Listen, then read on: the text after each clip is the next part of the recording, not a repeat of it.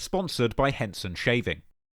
Warning: the purpose of this video is for educational, informational, and documentary purposes only, and it's not intending to glorify, incite, or encourage illegal behavior in any way. Everything in this video has been taken from publicly available sources, and any footage used is covered under the doctrine of fair use. We have made every effort to ensure the accuracy of our sources, but I'm not responsible for content third parties publish. All of the opinions in this video are mine alone. This video contains themes of violence, death, explicit language, and gang activity, and every effort has been made to censor this video in accordance with YouTube's advertiser and community guidelines. Just hit the subscribe button and get ready to hear one of the craziest stories ever told. Ever since gangster rap first emerged from Los Angeles in the 1980s, fans have been obsessed with the gangsters behind the music, questioning whether the man holding the microphone is a real gangster like they say in their raps, or just an actor playing the role of gangster. When Tupac Shakur made the transition from dancer to gangster rapper, many people questioned the authenticity of his lyrics about the streets. However, his infamous manager Suge Knight, a member of the Blood Gang, was undeniably a fearsome gangster with a reputation for violence. A decade after the murder of Tupac, the world would be introduced to gangster rap 2.0 in the form of 50 Cent, the street hustler turned rapper who survived an assassination attempt where he was shot 9 times. 50 Cent's gangster was unquestionable, and his backstory, combined with top-tier lyricism on the mic, made him one of the most successful rappers in the history of the genre. 10 years later, the world would be introduced to gangster rap 3.0 in the form of Chief Keef. This 16-year-old affiliate of Chicago street gang the Black Disciples would shock the rap world with songs and music videos that gave fans a window into the life of a teenage Chicago gangbanger, surrounded by goons and guns, living in a place where ordering a hit is as easy as ordering a coffee, and where many people don't stand a chance of making it to age 18. Ever since Chief Keef emerged, the genre of Chicago drill music has been characterized by booming beats combined with gritty lyrics telling real stories from the streets. But what sets Chicago drill music apart from much of the gangster rap that came before it is the frequent use of lyrics to discuss real-life crimes and murders, often even referencing the victims directly by name. Whether it's the frequent dissing of a 15-year-old gangster disciple by the name of Tuka who was murdered, to more recently, fellow Black Disciple rapper King Von, who as well as being rumored to have played a role in as many as 7 Chicago murders, would eerily make a rap song and music video depicting himself murdering longtime rival FBG Duck only months before the real-life murder of Duck would play out on the streets of Chicago, with it even being rumored that Von himself had placed the $100,000 bounty on Duck's head that got him killed. For the past few years, King Von has become a prime example of a gangster rapper who really lived what he rapped about, with his buzzing rap career seemingly being boosted dramatically by his reputation as a real killer who did dirt in the streets and got away with it. However, since King Von was killed in a fight outside of a nightclub in November 2020, Chicago drill fans have been desperately looking for the next big thing, the next drill rapper who really did all the things they rap about and are a genuine gangster in the streets as well as on the microphone. And in 2022, drill music might have just found the realest thing since King Von. Tay Savage, real name Dwayne Timberlake, is a Chicago gangster with an extensive resume in the streets. So much so that police paperwork even refers to him by his nicknames Badass Tay or Trigger Happy Tay. And other legendary figures in Chicago drill, like Tay 600, would openly confirm the rumors of Tay being a genuine gangster. You know, y'all always asking me about Tay Savage and did I know him and is he really like what we heard? And to say the least, a lot of gangster happening, a lot of real street shit going on, but he beat 2 murders. He beat Cess and Neef right up, beat him right up. He definitely who y'all think he is, and he want me to let y'all know that. Like, this ain't none of me talking out of turn. Folks really him, I ain't gonna lie to you. He really the first Von.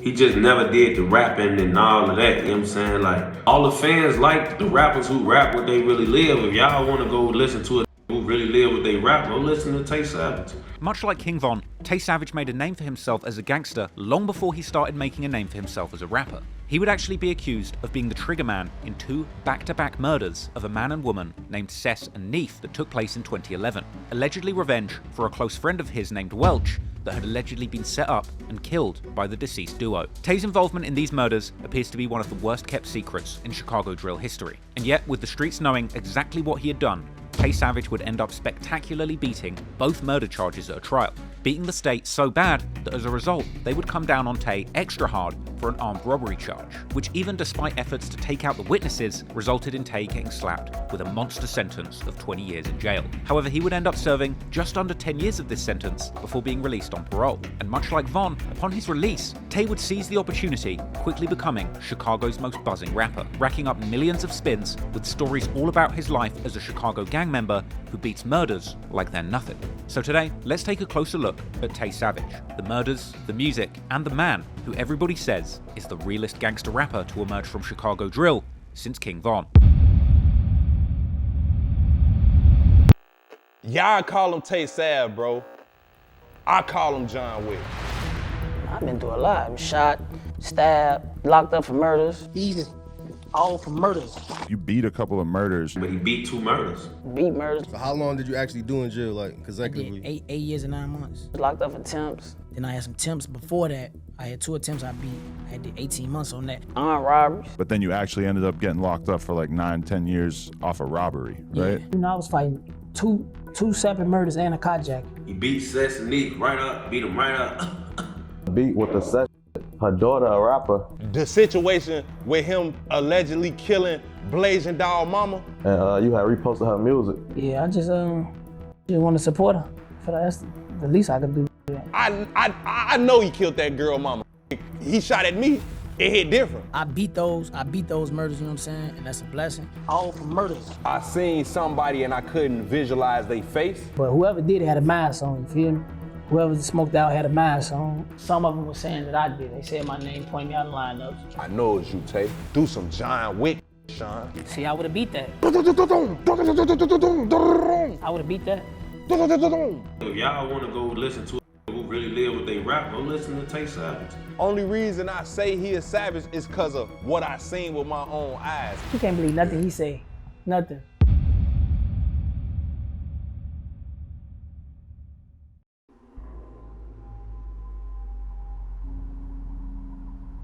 The story of Tay Savage and Welch World takes place in an infamous part of Chicago's South Side known as the Low End. The Low End is a name that Chicago locals use for the neighborhoods that are roughly located in and around the Bronzeville district. This is an area that, unlike most of the famous hoods of Chicago, like O Block, Lamron, Tuckerville, or Jarrow City, exists on the north side of Washington Park and is located much closer to downtown Chicago. The name the Low End is derived from both the location in the lower numbered streets of the South Side and the neighborhood's lowly status. This lowly status was true particularly in the past, when Bronzeville and the surrounding area were home to some of Chicago's and America's largest social housing projects, such as the Ida B. Wells Homes, Harold L. Icey Homes, Stateway Gardens, and Robert Taylor Homes, which was the largest public housing project in the United States. Many of these projects were built along the State Street, forming the so-called State Street Corridor, a huge aggregation of enormous social housing projects, which included the Harold L. Icey Homes, Robert Taylor Homes, Dearborn Homes, Stateway Gardens, and Hillard Homes. These projects were enormous and ridden with crushing poverty, crime, and violence that reached their peak during the 80s and 90s, when these areas were often referred to in the media as full-blown war zones, where gangs were large and well-organized, with some even having snipers on the roof to keep rival gangs and the police at bay. But in order to understand how the Low End came to be so dangerous, we need to go even further into the past, to a lesser-known period when the area and its citizens were actually thriving. In the early 1900s, as a series of oppressive and discriminatory laws were emerging in numerous southern states, known today as the Jim Crow laws, these laws were meant to marginalize black citizens by denying them the right to vote, hold jobs, or get an education. In response to this discrimination, a significant number of African Americans chose to relocate their families to the northern states in pursuit of a better life and improved opportunities in what became recognized as the Great Migration. In Chicago, many of these African Americans settled in and around what is now known as Bronzeville, but at the time, it became known as the Black Belt, partly due to its belt-like shape. Particularly later, it was also known by the more flattering name, the Black Metropolis, which more appropriately reflected the neighborhood's character at the time, with it becoming known for its lively streets, with many shops, enterprises, medical facilities, and educational institutions managed by African Americans. It also became renowned as a hub for music, particularly jazz and blues, which garnered immense popularity amongst both the white and black populations, with the area eventually becoming home to numerous distinguished African-American creators and thinkers, including sociologist Horace Clayton, journalist and advocate Ida B. Wells, and jazz icon Louis Armstrong. However, the black metropolis didn't simply form as a result of African-Americans sticking together in their new hometown, but rather, even in northern cities like Chicago, there were increasingly laws in place that in different ways allowed the segregation and discrimination against African-Americans. For example, restrictive covenants, which permitted black citizens to only live within certain neighborhoods where they were already the majority. The racial tensions in Chicago and the rest of the country finally boiled over in the summer of 1919, which became known as the Red Summer, due to massive white supremacist terrorism, race riots, and massacres taking place all over the United States. In Chicago, things reportedly erupted after the murder of a 17-year-old black teenager named Eugene Williams, who was at the beach rafting with some friends and ended up getting stoned to death by a white man named George Stauber for allegedly crossing an invisible racial line between black and white beaches. Williams ended up dying in the water as a result of the stones thrown at him, and after the police refused to arrest Stauber, unrest soon spread rapidly amongst the people at the beach. This eventually caused one distraught black man to fire his gun towards the police, leading him to be killed on the spot. Now, these were already volatile times, with the Spanish flu pandemic of 1918 still ravaging the nation, and with many white men having recently returned back home after the World War I, there was resentment in cities like Chicago towards the idea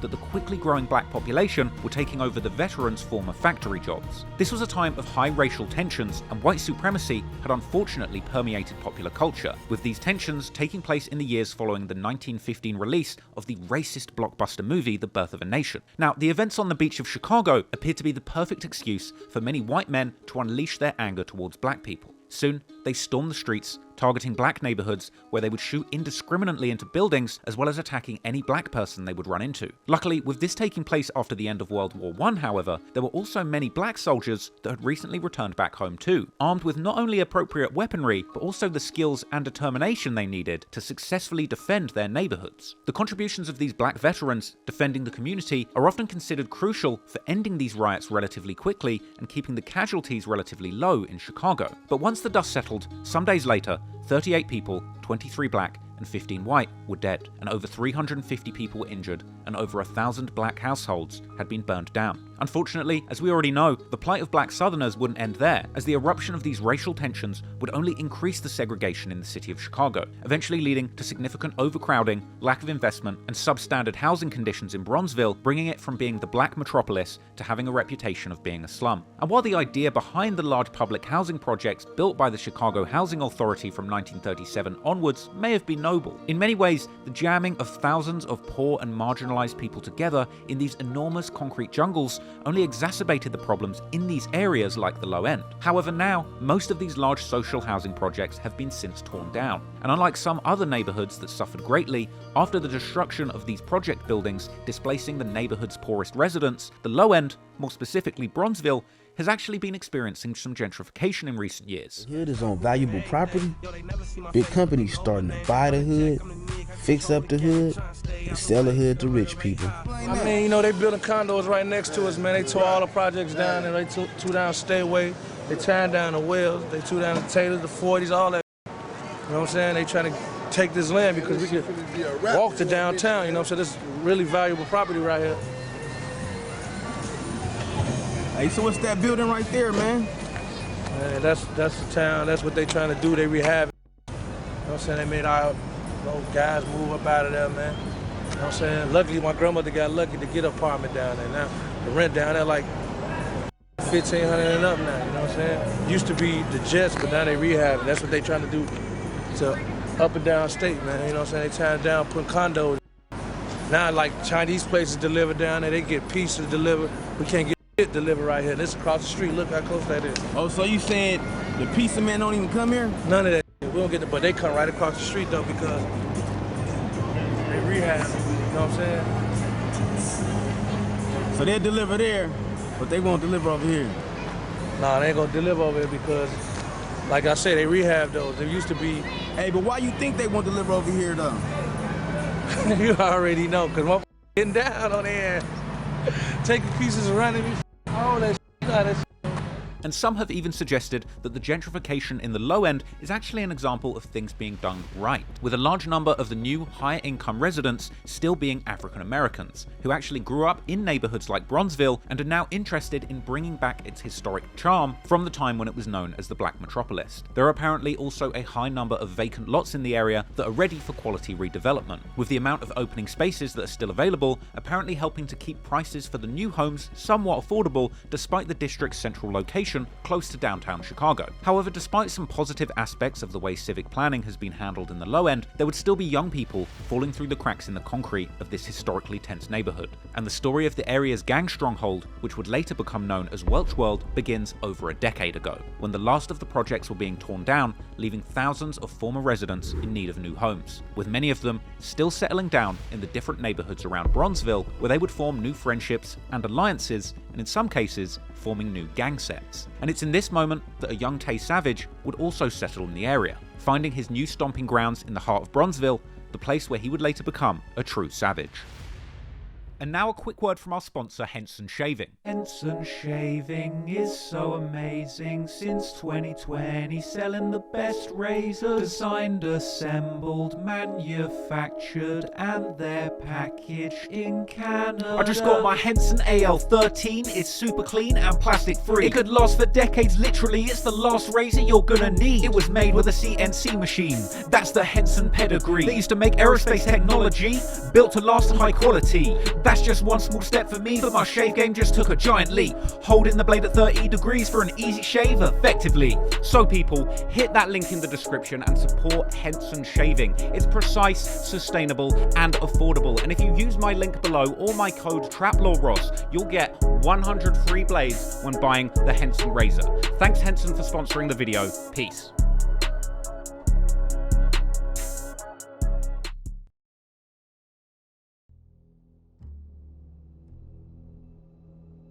Tay Savage, real name Dwayne Timberlake, spent his first years with his grandmother in the Auburn Gresham neighborhood around the streets of 76th and Racine. This is located in the far south side of Chicago. I'm from Welch, you know, I'm originally from 76th and Racine, Rock Island, you feel me? That's where I really was born. My grandma and stay like they from 76th and Racine, and my granddaddy and them was like on the low end. That's how I came to Welch or whatever. But I go back all summer, be with them all summer, whatever.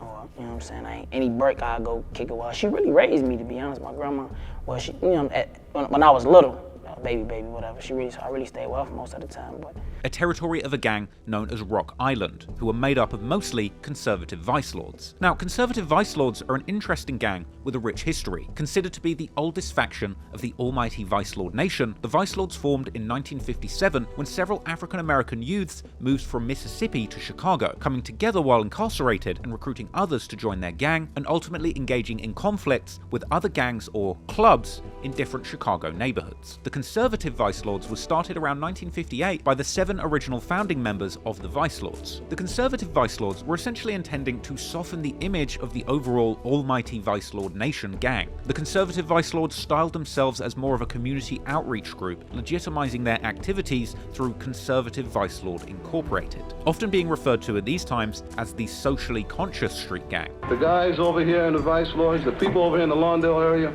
want their piece of the pie. And they wanted to do their homework, like I said again, to get it. The conservative vice lords came as a result of some older vice lords realizing that the younger vice lords were breaking in houses in the community. Yeah, what's your problem, man? Committing a lot of crimes, and they were getting violent, and it's like violence on peoples in the community. And so they wanted to shut that down. Into the 60s, this faction became involved in different community outreach initiatives trying to prevent violence and crime and support positive change in Chicago's black communities. And CVL Incorporated would even receive grants from powerful funders like the Rockefeller Foundation to further their mission. However, as it would turn out, this didn't stop the street side of the vice lords continuing to run an illicit empire as a gang, consolidating other smaller neighborhood gangs into the almighty vice lord nation and running what was later described as a complex criminal enterprise running protection rackets, and murdering business owners who refused to be extorted. One of the Vice Lord's leaders, Bobby Gore, would ultimately end up being jailed for murder, and over the decades that followed, many fragmented Vice Lord factions would form in neighborhoods all over Chicago, with the heavily armed young members bringing violence to their neighborhoods, even telling the news in the 90s that they're ready to kill anyone who comes into their building. Meet the Vice Lords. We got 50-shot Max, this small. We got Techs. We got 30-30s. We got Uzis. Just one of the many heavily armed street gangs in Chicago. Hey, we hunt whoever try to hunt us. That's how it is. The gang survival. Right. You hunting people. Right. Anybody who try to come through our building. If one of us go down, they going down too. If one of us go down, everybody got to go. This is the kind of environment that a young Tay Savage was growing up in, and despite hailing from the Vice Lord stronghold of Rock Island, apparently Tay would eventually be sent to live with his mother in the suburbs at the outskirts of Chicago, getting momentarily away from the dangerous gang-infested environment of the South Side. My pops was locked up most of my life, but my OG really was holding it down, you feel me? She had moved out to the burbs, so I really was decent, you know what I'm saying? What suburbs was you staying in? I mean, I was all through the burbs, like the north suburbs, like Aurora, all type, all out that way, Aurora, Hoffman Estates, Bartlett, you know what I'm saying? I was all through that. Then I started kind of getting out of hand, you feel me? So she sent me with my granddaddy or whatever. And then, you know, that's kind of, you know what I'm saying? I became a product of your environment. Yeah. Real spill. But Tay's behavior was getting out of hand, and eventually, after going back and forth from his mother and grandmother, Tay would eventually be sent to live in the low end where his grandfather lived, finding his new stomping grounds in a neighborhood run by a set of gangsters called the So Icey Boys, or Bird Gang, or So Icey Trap Boys. So Icey was made up of members with a heritage in both the Black Disciples and the Gangster Disciples street gangs, with many of the smaller gang sets in modern-day Chicago being made up of a variety of people with heritage in different street gangs. As Tay explained himself in a No Jumper interview, this gang didn't care about your original affiliations at all. So in terms of break it down for me, because they said when I was reading about your history and stuff that Welch world contains GDs and BDs. Yeah, y'all. So man, we got a mixture. Like we got a mixture in our hood. You feel me? We got all type of stuff. BD, GD, FO. I don't know. We got all type of stuff. We don't really care about that, to be honest with you. So you ain't gonna never just see us like, oh yeah, we super GDK. Now, Lil Bro and them, they like most of them all BDs. Most all like Bookie the G and all of them, they mostly all BDs.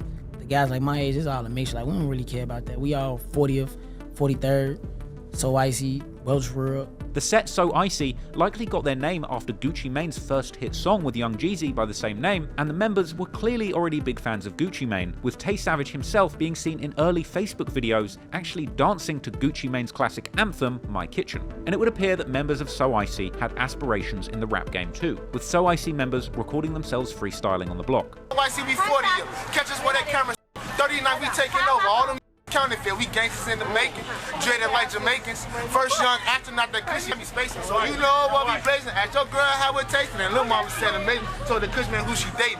Be kicking it on 40. You know I got that 40. Plus give me in rotation cause the trigger happy shorties. Trap shot. So Icey's main territory was roughly between 40th Street in the north, 43rd in the south, King Drive in the west, and Cottage Grove in the east. And members of So Icey would regularly record themselves walking their strip and holding down their territory, as well as having parties on the block outside.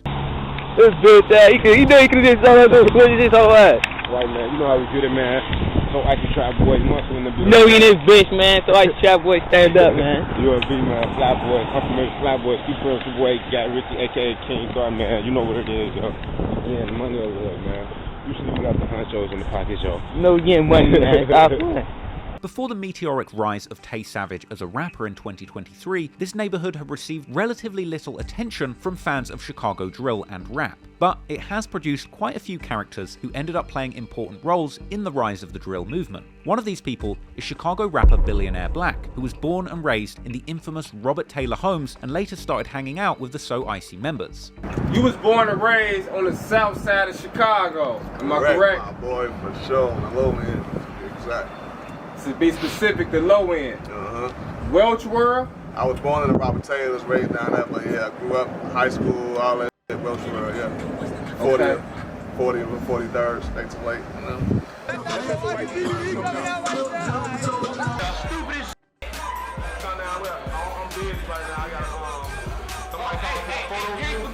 Billionaire Black has been rapping for a long time, years before the drill movement exploded onto the mainstream around 2012, with early songs of his more inspired by Atlanta rappers like Gucci Mane and Waka Flocka, which still circulate, having been recorded as early as 2008. Together with some guys from around So Icey's neighborhood, including rappers like Chopper Dagoon and his brother F.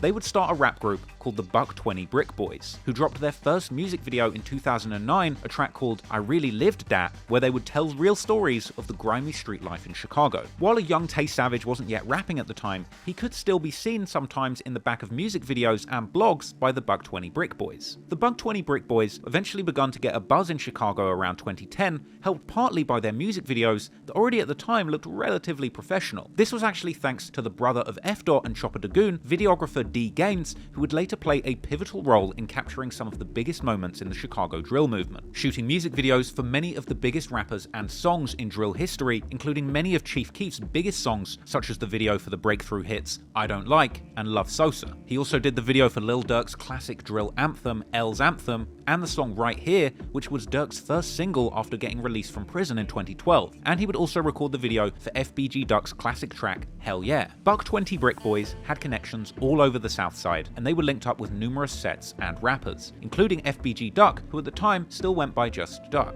S. from 600, which at the time was still better known as Brick City, and surprisingly, Lil Durk from Lamron, who would later become bitter rivals with some of the members, most famously Billionaire Black, who of course ended up remaining much closer with the Gangsta Disciple rappers from 63rd, like FBG Duck. But before all of that happened, Lil Durk was collaborating with the Buck 20 Brick Boys and shouting them out. What up, bro? Chillin', man. Shout out to Lou, shout out to Buck 20. Besides rappers, one of the key members of So Icey and one of the most important characters in this story was a charismatic young man by the name of Anthony Welch. He would be seen representing his block in numerous hood vlogs alongside a young Tay Savage. 39 for my Buck 20 Brick Boys, man. Crew entertainment, man. Shout out to my So Icey trap boys, stand up, my trap girls, all my trap hoes, man. My needy news, man. I'll run shit on y'all guys know, man. I might look like I'm out there, but I ain't out there. That's how I look, man. I'm crew cats, man. We out here, man.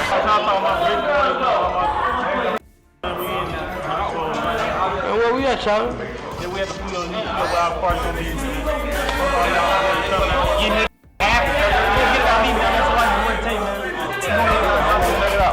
You just let y'all know what it is, man. Well, it's my tail right here. Shooters I talk about them around that shit real as hell. Don't be the target.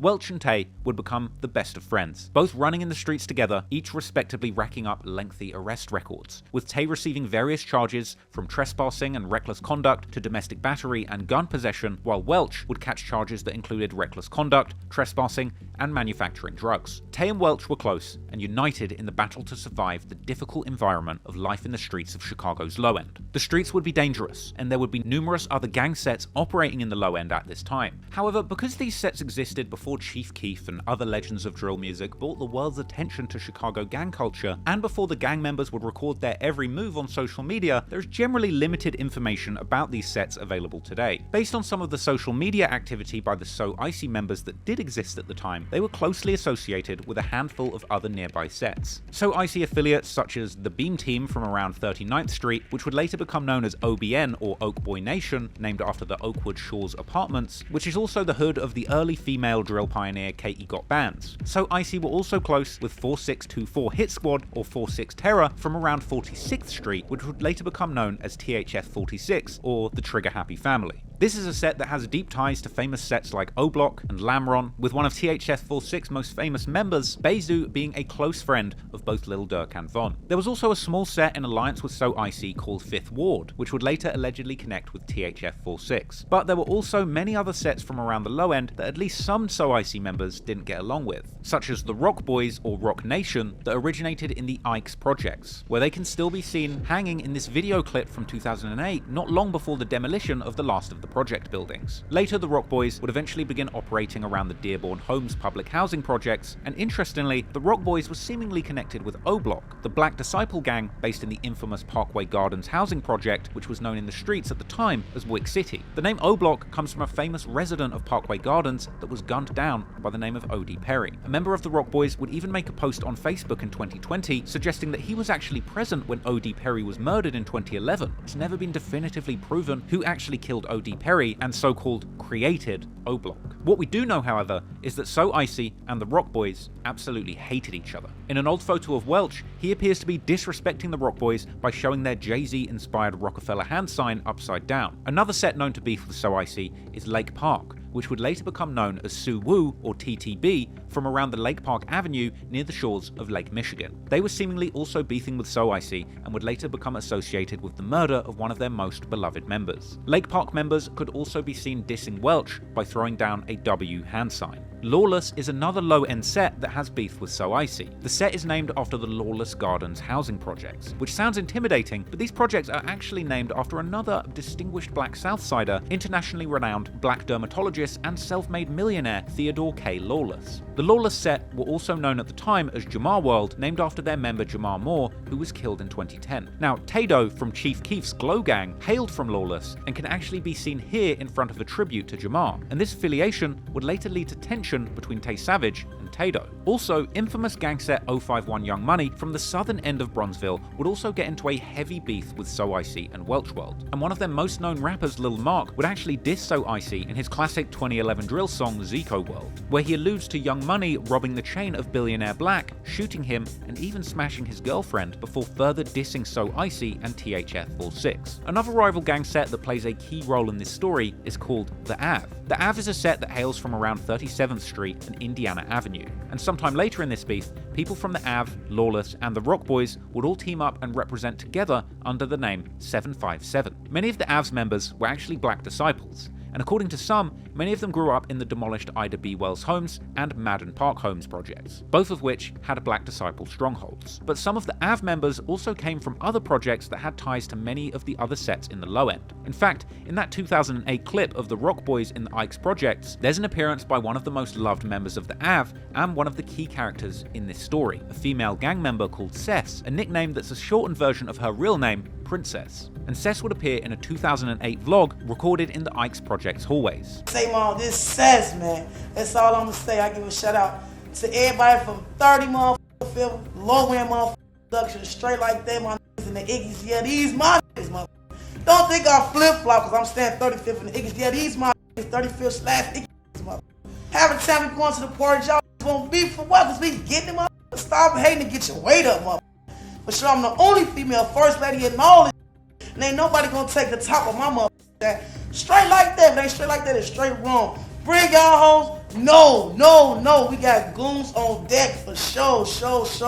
Play with me, get hit in your nose. I keep that bread for sure. After leaving the Ikes, Cess would move to the Ave, or what they would call Burr Street, likely named after Gucci Mane's famous ad-lib, Burr, with Cess actually having a daughter who became a rapper, Blasian Doll, who would later explain her movements as the daughter of a famous female gangster in her hood. What it was like growing up with me on the low end, well, you know, my mama was Cess, so yeah, she was a real street bitch, so I grew up all in the ghetto in the trenches, like the Ickeys and shit. Real trench. Then we was on 37 in Indiana, you know. I've been around guns and shit all my life. This shit, like, in me, for real. What are your memories of your mom like? I remember, like, when we was younger, we used to live in the Icky. She used to be like a drug dealer. To ride with another AV member called Neef, real name Christopher Daniels, who can be seen in this hood vlog alongside Cess.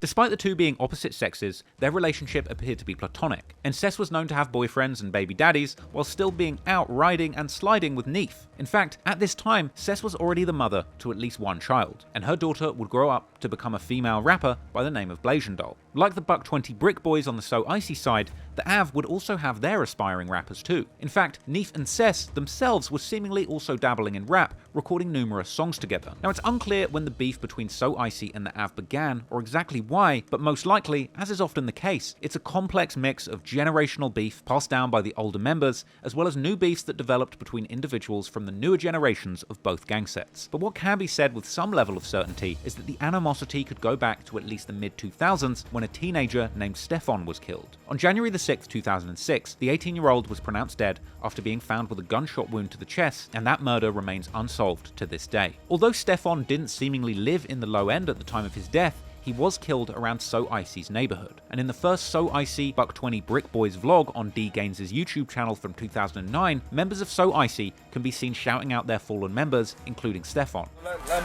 Yeah, man. Rest in peace, KD and Stefan, man. You know how we get down, man, over here, man. Man, rest in peace to the boo doing everything, man. We get money out here, man. Real deal, I'm telling you, this out here, man. We out here, man. This crazy, man. According to the online detectives of Chiracology, the AV, including Neef and another member called Kenny Mack, may have had something to do with Stefan's death. As the years would go on, more and more rumours of Neef and Cess being involved in deadly violence in the gang war would spread, but so too would the involvement of Tay Savage, who would eventually get so deeply entrenched in the streets, people would begin referring to him as the bully, and a one-man army who would take out entire gang sets single-handedly. Before we go any further, I just want to remind you guys to support the sponsor of this video, Henson Shaving. The quality of this razor, the AL13, is world class. It's precise, sustainable, and affordable, and it should last for years to come, and it very well might just be the last razor that you ever need to buy. And if you use my link below, or the code TRAPLAWROSS, you'll get 100 free blades with your order. So that's hensonshaving.com/TRAPLAWROSS. They're supporting me, so you should support them. Anyway, back to the video.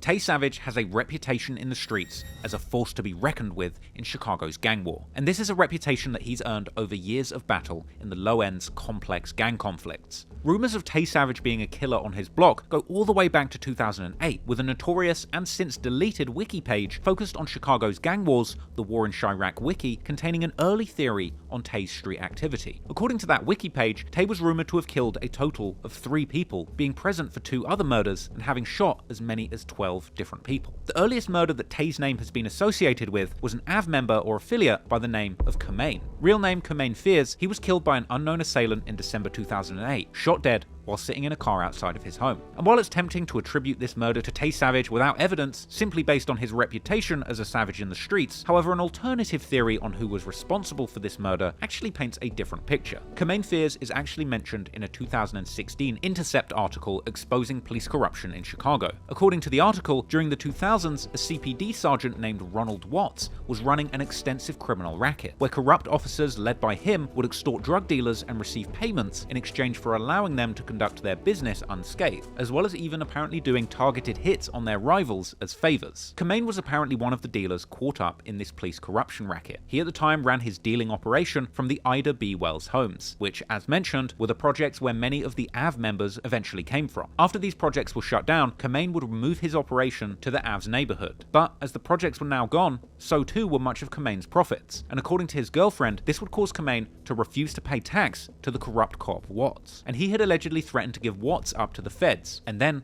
only a few days after threatening to snitch on the corrupt cop, Kamain himself would be killed by a shooter that would hit him a total of 17 times. And according to the word on the streets, this murder was the work of Watts rather than Tay Savage. But like many of the older stories about Chicago murders, with conflicting stories about who might have pulled the trigger, we may never know who really did it. It's unclear where the rumour of Tay being behind this hit comes from, but regardless, he was still known to be heavily involved in the streets around this time, and in the years that followed, things would get extremely hectic on his block. The year 2010 would turn out to be critical in the beef between So Icey and the AV. On the 2nd of April, a man named Jermaine Streeter would end up being shot and killed in the AV's neighborhood. Jermaine was allegedly an older cousin of female AV member Cess, and went by the name Maintain. Maintain was a loved member of the AV, and after his death, members would pay tribute to him on social media by posting photos of themselves wearing shirts with his picture, along with text saying, "Things ain't gonna be the same without Maintain, AV crazy." Reddit detectives would later theorize that the murder of Maintain was done by members of So Icey, specifically Tay's close friend Welch, and while the case remains unsolved to this day, what we do know is that in later police reports regarding the murders of Cess and Neef, Maintain's case is listed as a reference, confirming that at least the Chicago police considered that his murder was related to this beef between these two factions. The events following the murder of Maintain are somewhat murky, but what we do know with some certainty is that at some time in May 2010,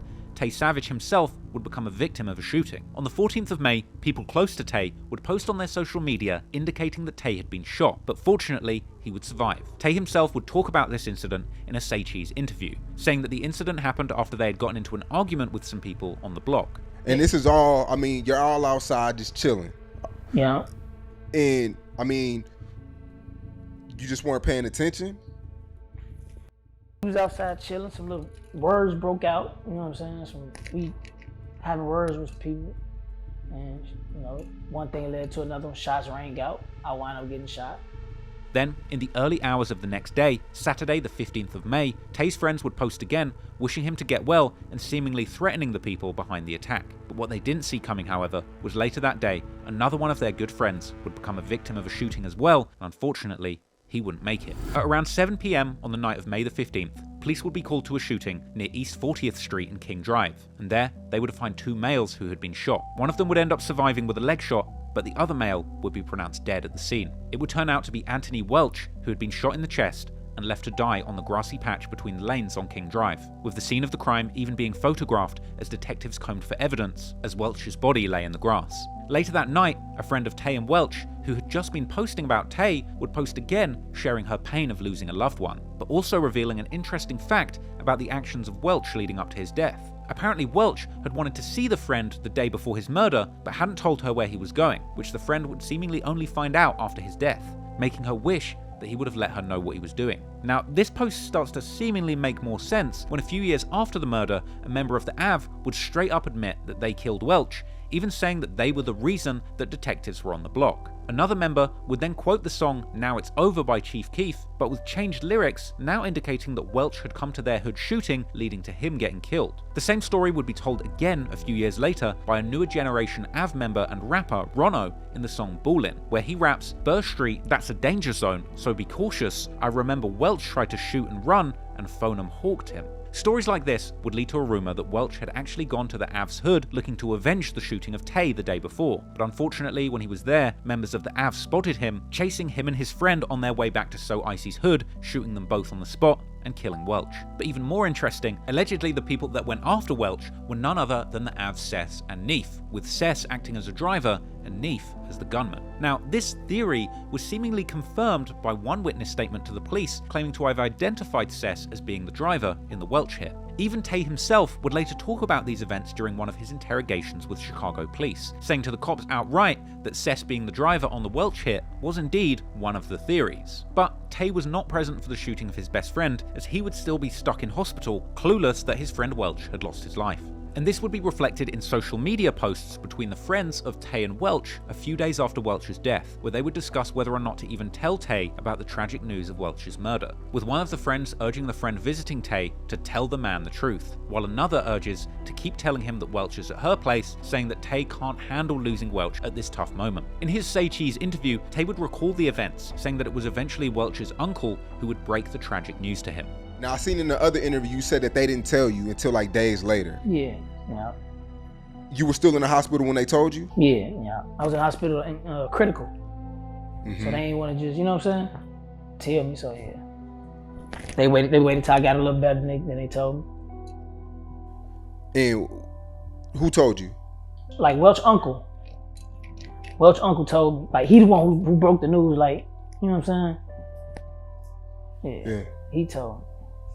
Soon after Welch's death, other members of So Icey and friends of Welch would also begin to comment on his death on social media, some saying RIP and others vowing to get revenge and pledging to kill the whole projects belonging to those who were responsible. 2 years later, describing Welch World as America's worst nightmare. They would also make numerous photo tributes to him, and even posted a tribute video to Welch on YouTube, which has since been deleted. A female friend of Welch and Tay would post several messages in the days following Welch's death, saying how she needs Tay to come back home because Welch is not there anymore to look after her for him, and saying how she and Tay's other friends would hold him down through this heavy loss, calling him the realest guy that she has ever met, and saying how she prays others wouldn't have to live through such a loss, and being grateful that Tay had survived his shooting. She would also say that she was talking with Tay on the phone daily, and they were crying and praying together every morning. A friend of Welch would also plead on social media, asking for all of the sets in the low end to come together and stop killing each other, as well as saying how Chicago had changed for the worse since the projects were torn down.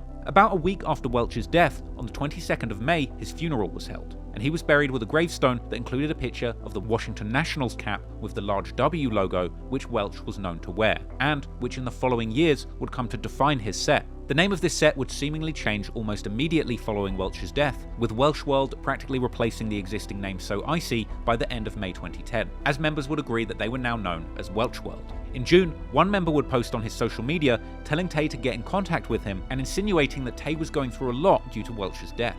But it's unclear if Tay was still in the hospital at this time. At some point though, Tay would get out, and according to himself, he was furious about the death of his best friend. And what was that? I mean, was you angry? What was that feeling like? Yeah, I was angry. Angry. Furious. And you and Welch were like best friends? Yeah. Tay would later explain how this loss triggered something in him, turning him into a true savage. Like really after Welch died, bro, that like, you know what I'm saying? Like trigger something in the bro. Tay would later respond to comments from 16 Shot 'em that during this time he had the low end walking on eggshells and became a one-man army. I had seen somebody make a post basically saying like, this the man who had the almost like half the low end walking on eggshells, and they called you like a one-man army. The murder of Welch would seemingly become a defining moment in Tay's life, and after this is when he would really begin to earn his nickname, the Bully. Let me see. I think I really turned my bully up for real. I always was like, you feel me, like doing my thing, but I really turned my bully up probably like when Welch died. So I really turned my bully up. It would take less than a year for revenge to play out, but once he had recovered from the shooting, Tay Savage would return to the streets of Welch World, ready to show the whole city exactly why they would call him Trigger Happy Tay.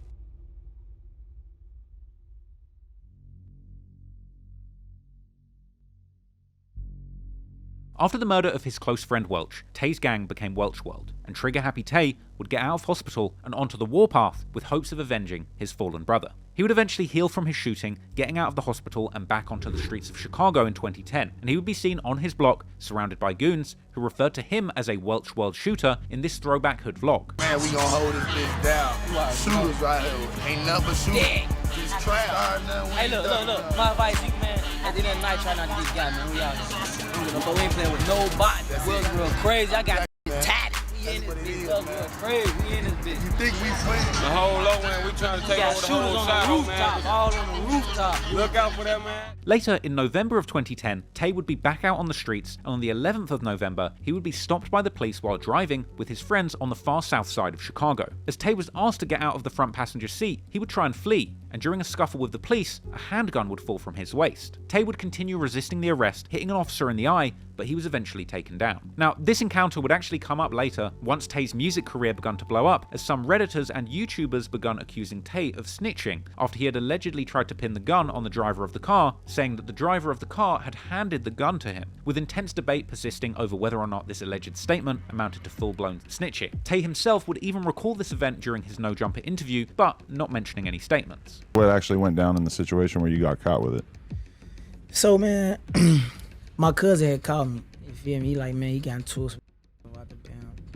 So I'm like, all right. They come grab me. Long story short, we go over there, we talk it out, because it was some guys from his block. So they talk it out or whatever, but when we leave, now bro forgot to cut the lights on of the car, so the police pulled us over. So when they pull us over, so I'm telling them like, man, take off, you know, but he didn't really want to take off, but boom. So when they pull us over, they ask for license, all that, so they tell us get out. So they tell us get out, I try to take off, you know what I'm saying? They grab me, slime me, all that, you know, I'm still trying to get away, but it was over with. They locked us up, they locked me up, they looked at my address, but I had like a weird address, so they wouldn't need my address. Cause now I'm waiting. Now I'm like, man, what's going on? So, cause usually it'd be like the next day you would go to the county jail. So now I'm waiting. The officer raiding your house. I'm raiding my house for what?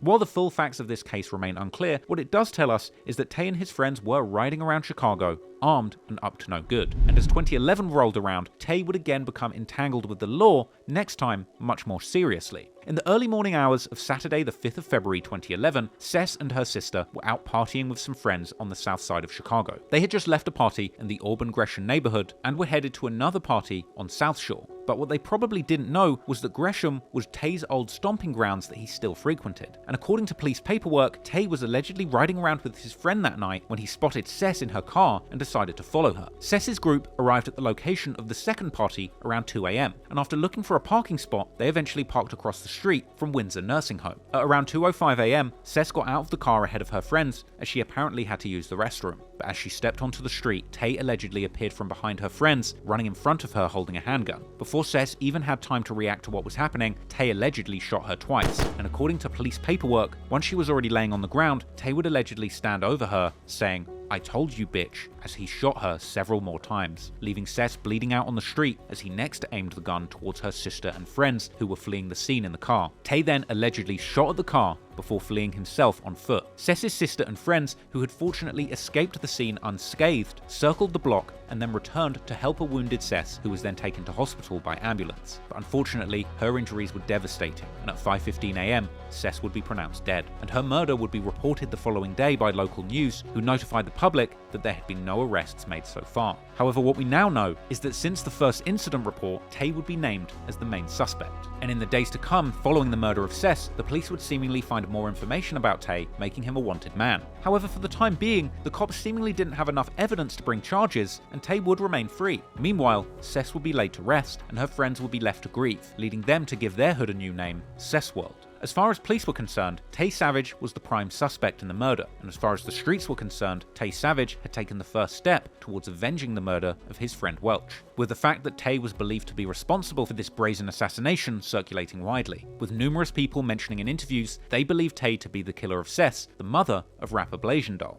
The situation with him allegedly killing Blazing Doll mama, I know he killed that girl mama. He shot at me. It hit different.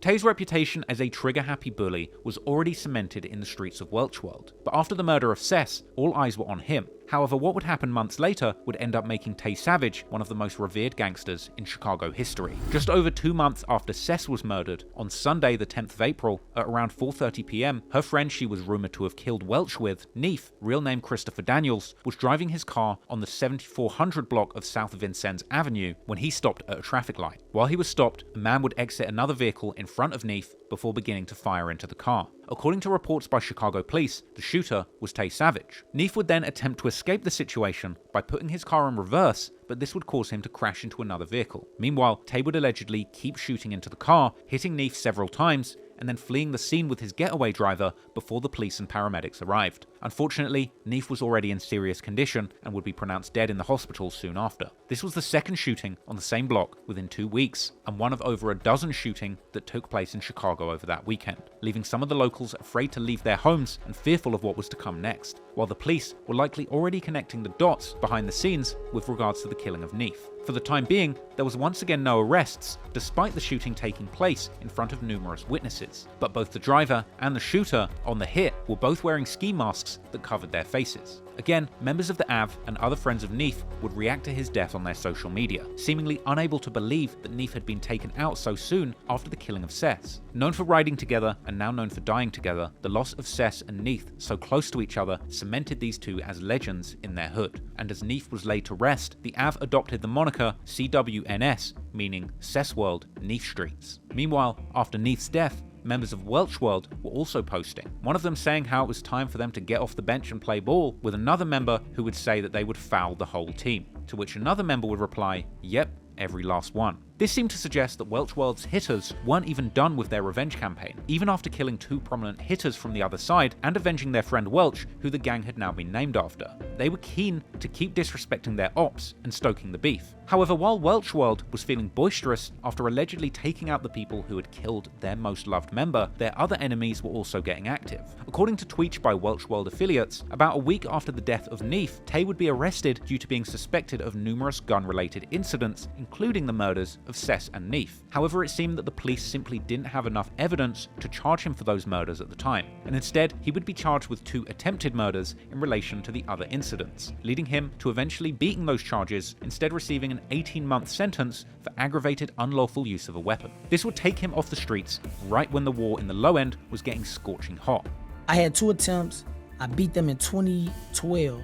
Following Tay's arrest, Welch World members would post to social media saying free him and paying respects, posting photos of Tay in jail, and even creating free Tay shirts. Unfortunately, while Tay was incarcerated, the already hot war in Welch World would get even hotter and even more complicated, as rivalries with numerous local gangs would intensify and affiliates would soon begin fighting amongst themselves.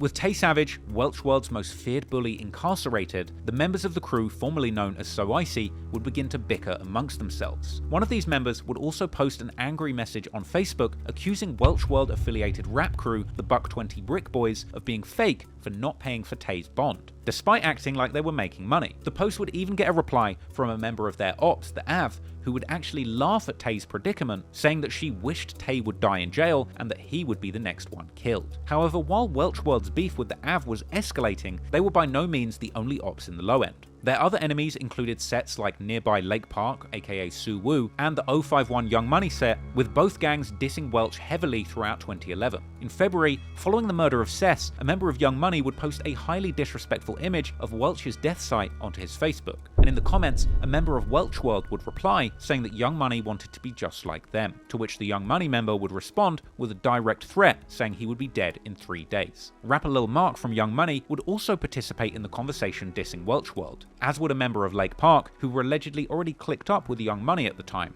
as was the Av, seemingly cool with both Young Money and Lake Park at this point. So Welch World had a whole collection of gang sets on their case at this time, all while their trigger-happy enforcer Tay was in jail.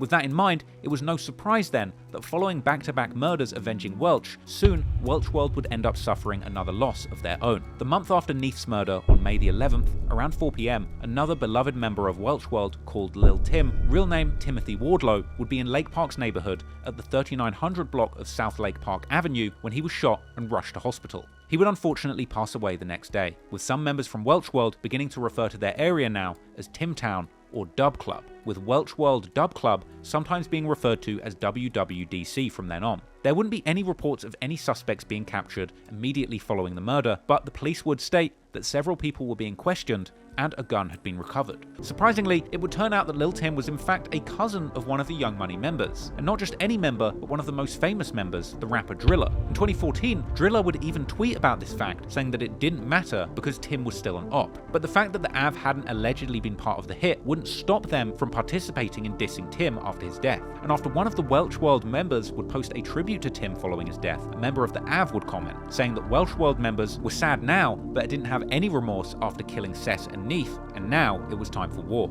And wartime it indeed was, because while the Av had seemingly not retaliated immediately following the death of Cess and Neef, they were delighted with the infighting and external beefs that had caused their most hated enemies to lose one of their beloved members. And soon, the Av would be ready to make their own direct retaliation against Welch World for the murders of Cess and Neef. Retaliation that would sadly go wrong, leading to tragic consequences that left an innocent child dead.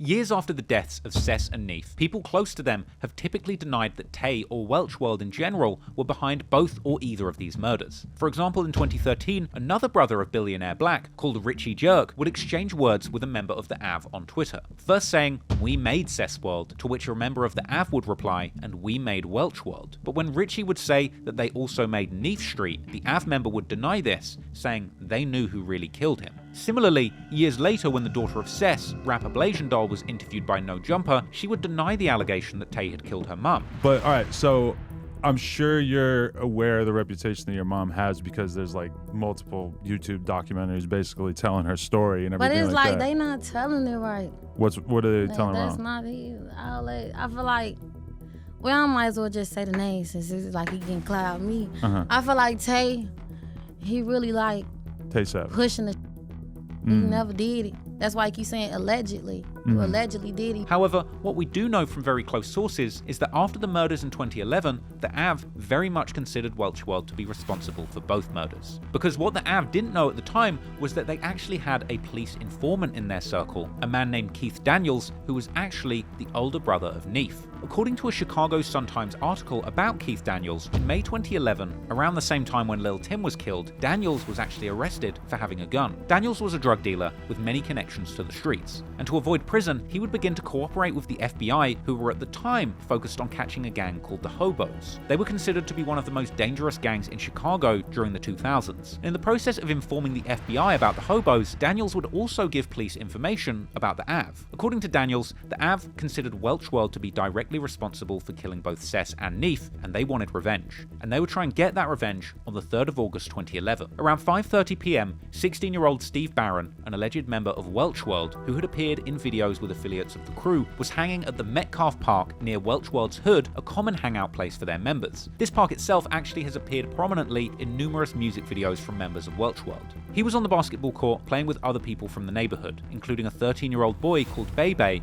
real name Darius Brown, a talented young player who, according to his family, lived and breathed basketball. According to Barron, he had just scored and his team was celebrating when a white car rolled down the street next to the basketball court and someone would roll down the window, opening fire, sending everyone on the court running. When the shooting stopped, Darius had been hit in his neck, and although people in the park tried their best to save his life, he would unfortunately pass away later in hospital. Years later, Darius's mother would give an interview to the BBC, recalling the events of that tragic day and reflecting on how much violence had gotten worse since her son had killed.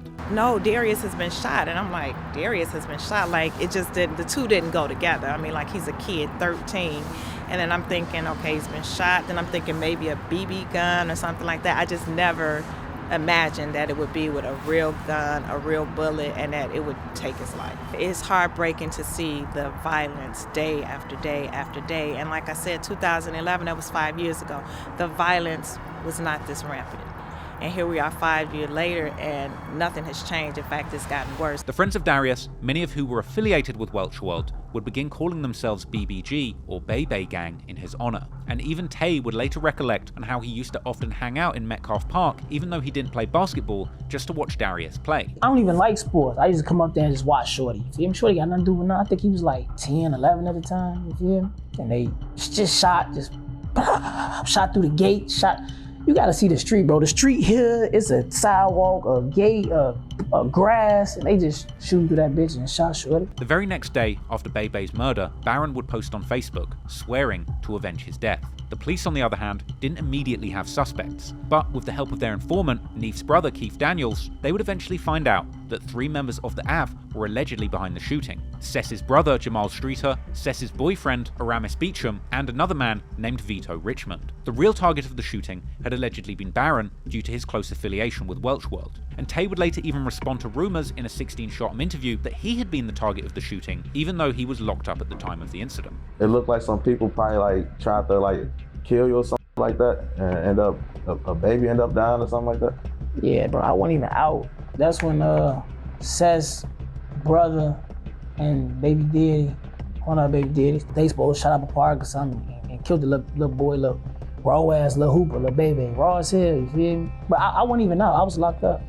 Oh, so that was like a rumor what they were saying? Yeah, I went out. A few days after the shooting, Daniels would hear the AV members talking about the events and passing around a gun that had allegedly been used in the shooting. With money given by the police and a hidden microphone, Daniels would actually then purchase that gun from a member of the AV and bait the suspects into giving a recorded confession. The police would also recover a car used in the shooting, and later, court documents from the trio's trial would later show that Welch World and the AV had engaged in a series of back-and-forth shootings following the death of Bebe, which is something that Barron would seemingly later refer to in a Facebook post, saying that when Bebe died, they turned up for him. Meanwhile, after a botched retaliation attempt that killed an innocent child, the AV was still waiting for their most hated rival, Tay Savage, to get back on the streets. And in the weeks following the death of Bebe, one of their members would even post a mugshot of Tay to their Facebook with a $sign placed on his forehead, indicating that a price had been put on his head. And Tay would soon be out of prison, fresh home, with a price on his head and a serious reputation to live up to. But while Tay had been in jail, something very interesting had happened on the streets of Chicago, as in 2011,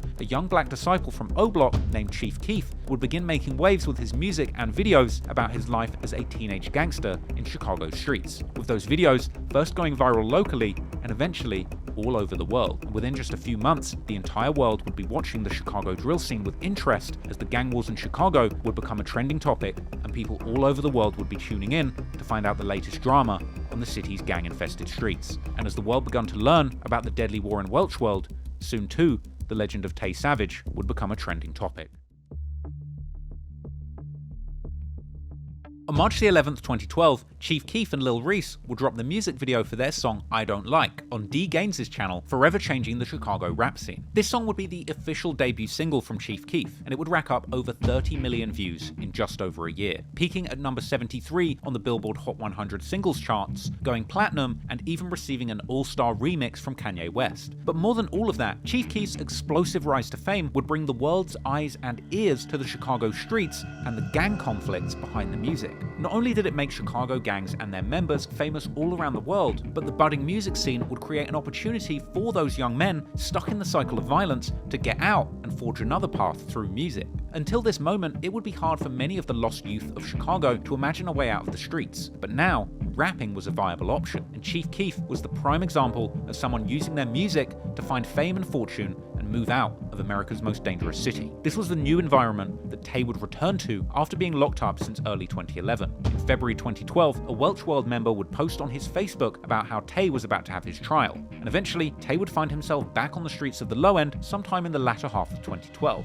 Not that much is known about his activities from this time, but in September he would make a Twitter account using the name Tay Badass that he went by at the time, giving some insights into what he was up to during this period. And despite the drill rap craze that had taken over the city, Tay wasn't initially looking to cash in by becoming a rapper. What made you not interested in making music at that time period? You just wanted to be like one of the homies? You didn't think you had the star potential?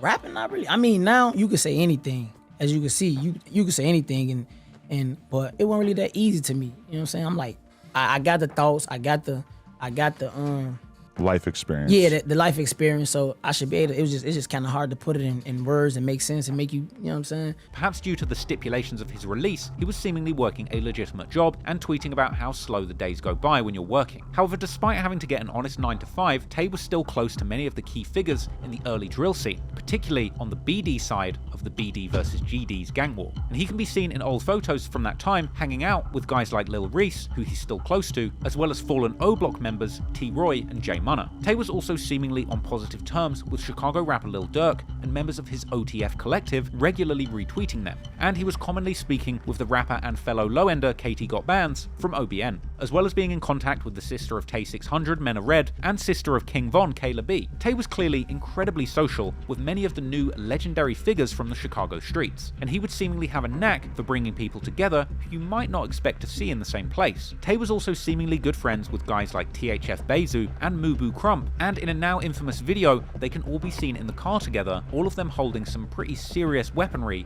ready and armed for the ops. It's a whole lot of fake going on. This ain't fake though. That motherfucker ain't fake, man. That's how we ride. That ain't fake, man. Crump would actually tweet about Bezu, saying that he talks a lot about Melly, but Tay had Bezu and Melly in the car together. And Tay would indeed allegedly bring together THF Bezu and 051 Melly, despite both Tay and Bezu being at war with Melly's Young Money set. Oh, well, that's Melly. He what?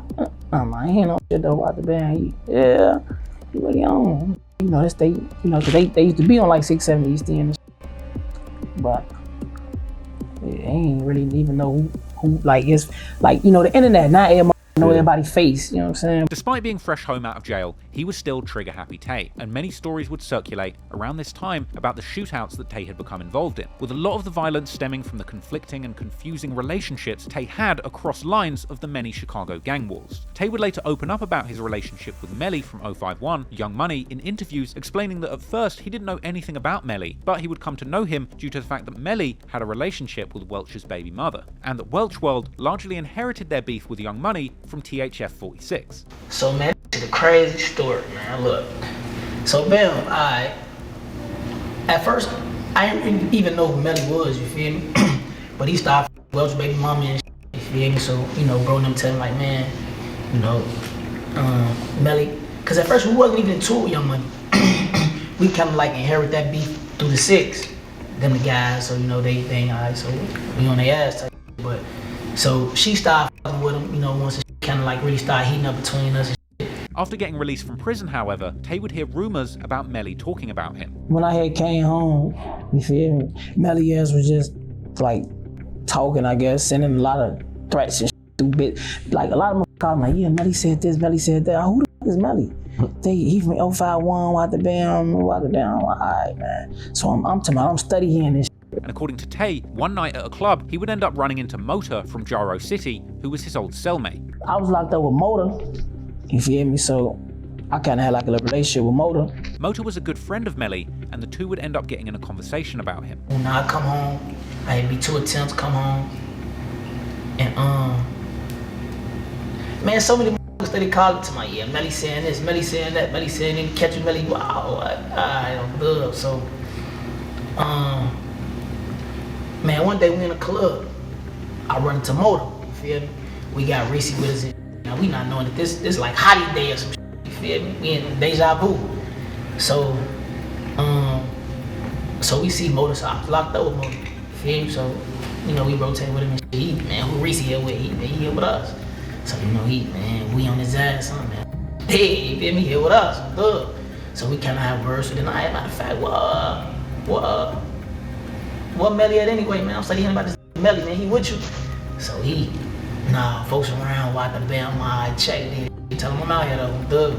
They both would also have other people with them, namely Lil Reese, who was with Tay, and FYBJ Main, who was with Motor. So we go to the club and shit. So yeah, we had Reese with us that day. In the club on phone number, I got them members with me. Do your homework on FYBJ Main having members with him, bro.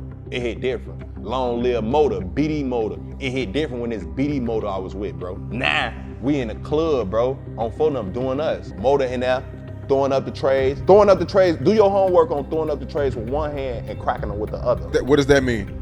That mean you BD, but you BDK, bro. It hit different, bro. Okay. According to J Main, Lil Reese had previously come through his hood shooting at them as a result of a family feud they were having, and J Main wanted revenge, ultimately confronting Reese in the club. Now, Reese see me get scared. It hit different when you see big FYBJ Main, Mr. It hit different in person. Why he scared, Sean? Cause he just came through the hood and la la la la la la la la. So he already know what time it is, bro. It hit different. So on phone number, he see J Main mug mug.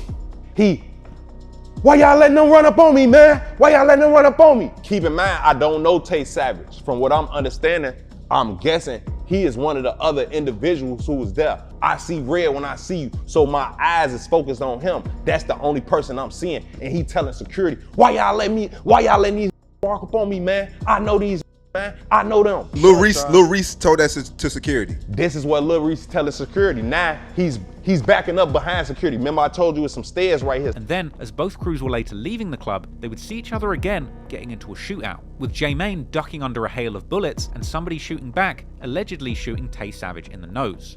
After that, goddamn it, we leave and they get on us. They fake it on the con. We get into a bang out. They skin my nose. They got what they got, whatever. But I hear somebody get shot in their nose, bro. It hit different. We see somebody fall. We jump in car. The next morning, Tay's uncle would call him, as he was a close friend with Melly's uncle, with both being from Tay's old hood. And the uncles were actually trying to organise a peace treaty between Welch World and Young Money, but Tay wouldn't go for that. However, he would develop a somewhat of a cordial relationship with 051 Melly. So long story short, my uncles, I got some uncles that's tied in with his uncles. So like the next morning they called me like, man, pull up out the band. So I pull up, you got your mail and Motor in the crib. Matter of fact, he asked me, like, man, you had a situation last night on me. Yeah, walk the band, man, pull up on me, need to holler at you. So I pull up, you feel me? He got Motor and your mail in the crib. Y'all need to squash that shit, out the band. So I tell him, I got some respect for my uncle, you feel me? So I tell him like, man, look, between me and him, it could be like, you know, like cordial, you feel me? But, you know, ain't no, it's blood. So ain't no squashing. So that's really what it was, you feel me? I stayed on 670 East End for so long, and his uncle's from there, so, you know, we'll be going in and out the crib, and he'll be there. So we, you know, rotate with him. So my uncle tied in, you feel me? So they like, yeah, that out the band, y'all should squash it. They was really trying to make us like squash the whole war. But I'm like, bro, that, you feel me? It's blood, and I can't. And then, you know, we with the 6, and like, I ain't gonna be able to do that. But I'm like, but with me and him, like, we could be cordial, you feel me? Like, we could be cordial. Like, I see him, it ain't gotta be no shots fired or no like that or whatever, and vice versa. So, like I say, I low-key stayed on the block where they used to hang. So I used to pull up, and Melly used to be out there with his uncles and and he'd chop it up. But the friction between Tay and 051 Young Money wasn't the only famous beef he had in Chicago during this time. Tay was clearly a big fan of the new drill wave, particularly Chief Keef's music, often tweeting his lyrics. However, Tay's personal relationship with Chief Keef's Glory Boys group and their members was a little more complicated, and there were several indications that there might have been some issues between these two crews. In one old screenshot from Tay's Instagram posted by Redditors, he was seemingly implying that he had beaten up and robbed GBE member Tay-Do of his chain and watch. Tay would later address these rumors in a 16 Shot 'em interview, admitting that there had been an altercation between the two, but denying ever robbing him. Because I had seen something, they said some, like you had robbed him or something? Yeah. Hell nah, I ain't potato. Was it like an altercation at all? Like what? It was a little altercation.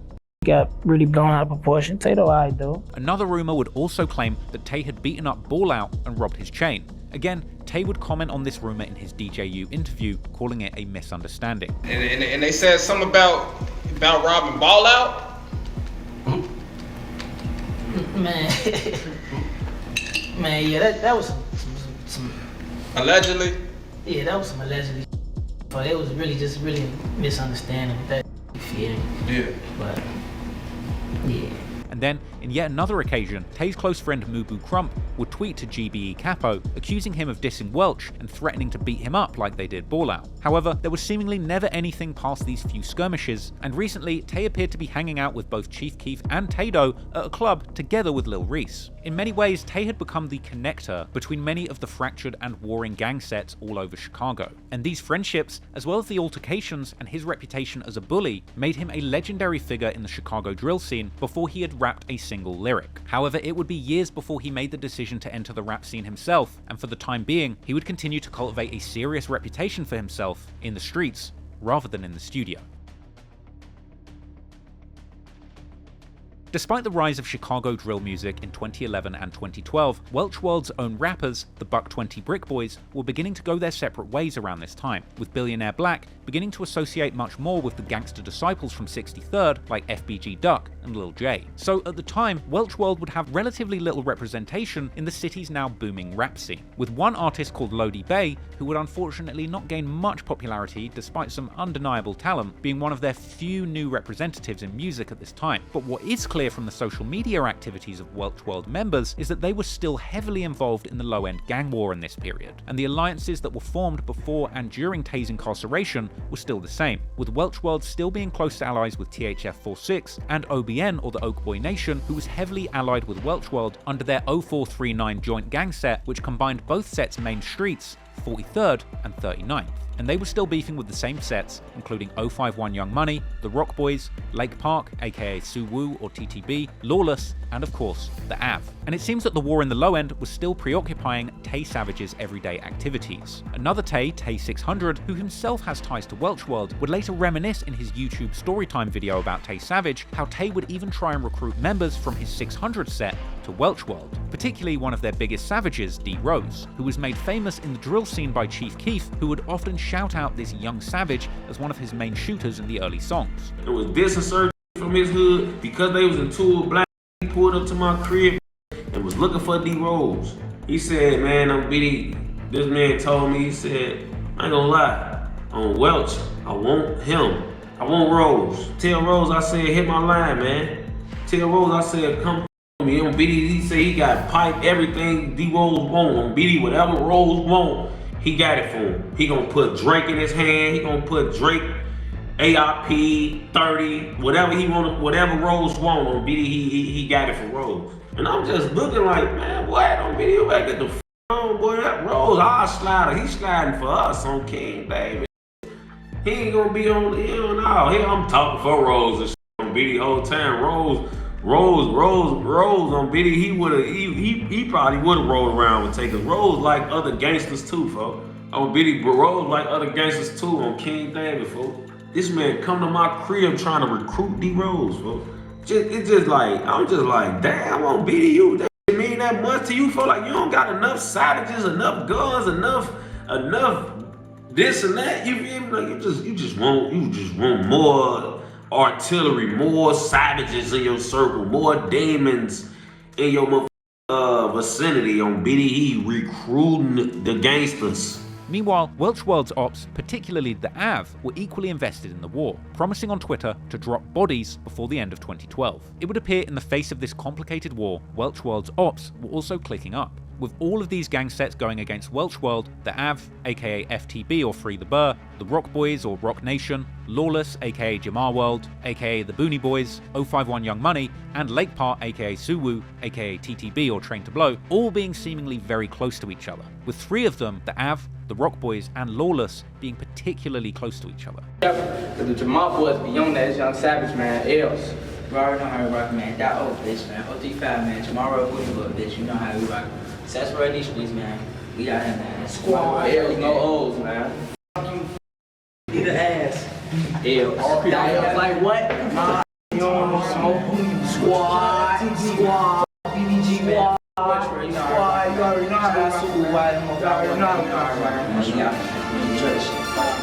And then, in May 2013, something would happen that would arguably make all of these gangs even closer, as a beloved member would lose their life, and these gangs would formally build an alliance against their enemies. Tory Stewart, aka Snoop, not to be confused with another Snoop that we'll discuss later, was a college student majoring business who dreamed of getting into home renovation after graduation. However, Snoop also had past ties to the streets. He grew up in the Lawless Gardens and was part of the Lawless set, even honouring their dead members in his social media handles. In 2011, a 17-year-old Snoop and his friend were arrested during a traffic stop for having an automatic weapon and drugs packaged for sale. Unfortunately, right when he was seemingly about to turn his life around, tragedy would strike. When on the 20th of May 2013, at around 8:20 p.m, a freshly turned 20-year-old Snoop was driving in his car in the Lake Meadows neighborhood just north of Bronzeville, when somebody would open fire, shooting at his car several times, with one of the bullets reportedly hitting him in the head. Snoop was taken to hospital in critical condition, but would unfortunately be pronounced dead that night around 11:40 p.m. Snoop's family would later give an interview to a newspaper telling them how they used to frequent the park that Snoop was killed in front of, with this park being close to the Lawless Gardens where they used to live.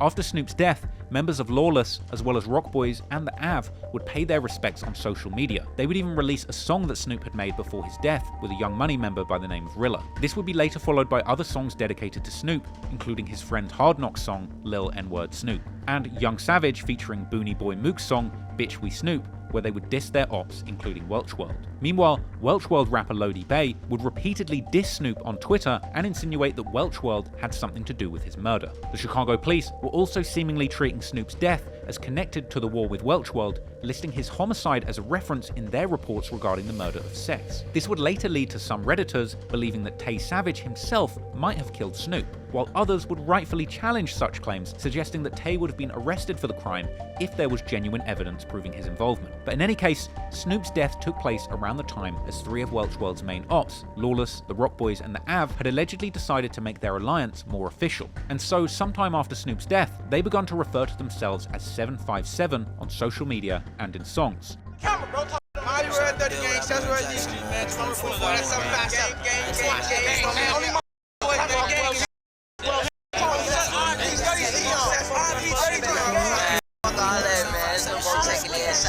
With this name, the result of them using the last number of each set's main street to create a new name. The Rock Boys, who reside at 27th Street and State Street, Lawless, who reside at 35th Street and Rhodes Avenue, and the AV, who reside at 37th Street and Indiana. Take the last number of each of those streets, and you got 757. Soon, also Welch World would get word about this new 757 alliance. Interestingly, when Tay would finally become a rapper years later, he would actually post a story on his Instagram insinuating that he had created 757, adding yet more fire to the rumors that he may personally have been behind the death of Snoop. Whether or not these rumors are true, there's one thing that cannot be denied, and that's the fact that Tay Savage was incredibly active in the streets during this period. However, unfortunately for him, his activities would be attracting the attention of the authorities, and they were just one step behind, waiting for him to slip up. And when he did, even if they couldn't get him for murder, they would make sure that they would put him away for as long as possible. By summer 2013, something strange was happening in Welch world. Tweets would circulate suggesting that the streets had been quiet and that the only people out spinning the block for the gang was Tay Savage. Clearly Tay was active in the streets around this time, but so were the police, who had likely been paying very close attention to Tay ever since his name first came up in relation to the murder of Cess 2 years earlier. At the end of July 2013, Tay would be suddenly taken into custody after being asked by his parole officer to come to his office. Where were you at when you got arrested? When I got arrested for that, my parole officer said he needed to see me, so I went to go holler at him, and they locked me up. About a week after being taken into custody, on the 6th of August, Tay is revealed to be a suspect in an armed robbery and vehicular hijacking case that took place on the 16th of July. Tay and his co-defendant had allegedly approached 2 victims, telling them, "You know what this is," while displaying a handgun. They ordered the victims to the ground and went through their pockets, afterwards taking off in one of the victims' car, a 1985 Chevy Monte Carlo. One of the victims would later identify Tay in both a photo array and a physical lineup. Interestingly, this alleged robbery took place practically in the heart of Welch world, almost exactly in the middle of their supposed 40th to 43rd Street territory. Later, Tay would reveal during his Say Cheese interview that one of the victims in this case was in fact a brother of a known Chicago rapper, C. Honcho. And the people who identified you was C. Honcho's brother? He was one of the guys? Yeah. Okay, so he was like a witness type.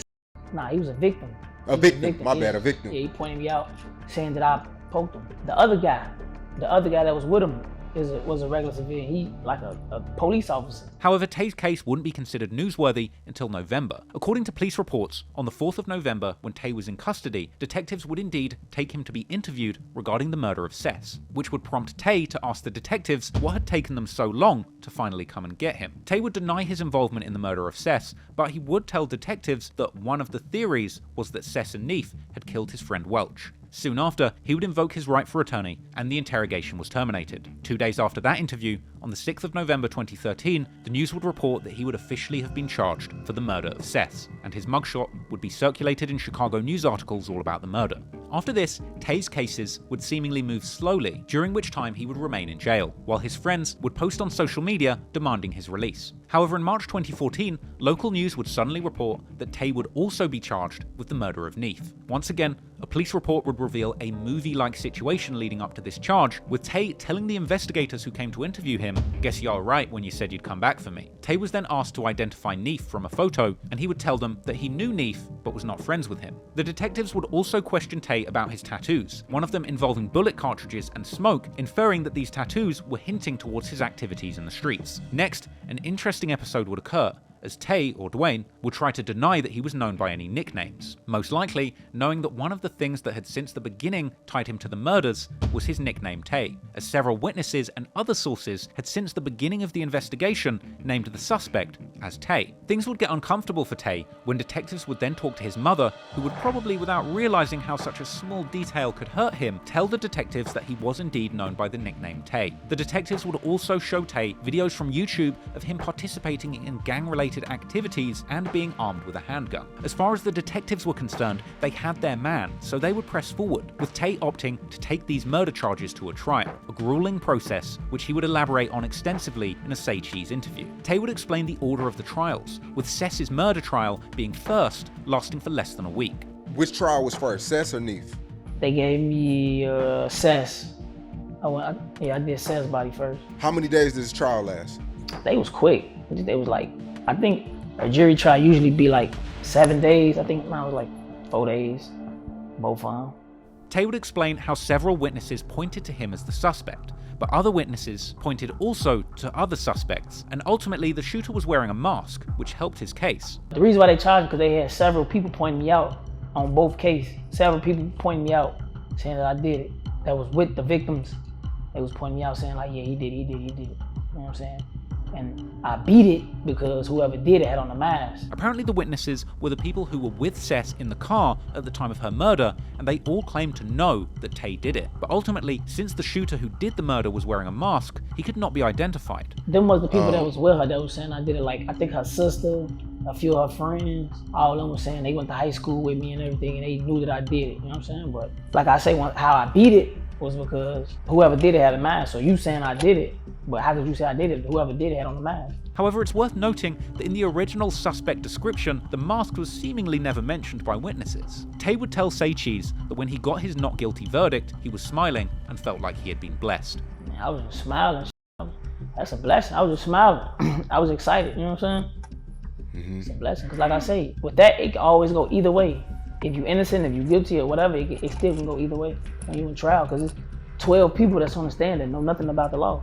You know what I'm saying? So it's just who tell the best story between the lawyer and the state. Despite this miraculous not guilty result, things were far from done. And according to Tay's No Jumper interview, Tay demanded a speedy trial in the case of Cess's murder. And when he beat it, prosecutors then decided to make an unusual move, bringing the robbery charges next, in the hopes that they might have time to find more evidence ahead of the Neef murder trial. I demand speedy trial on the murder.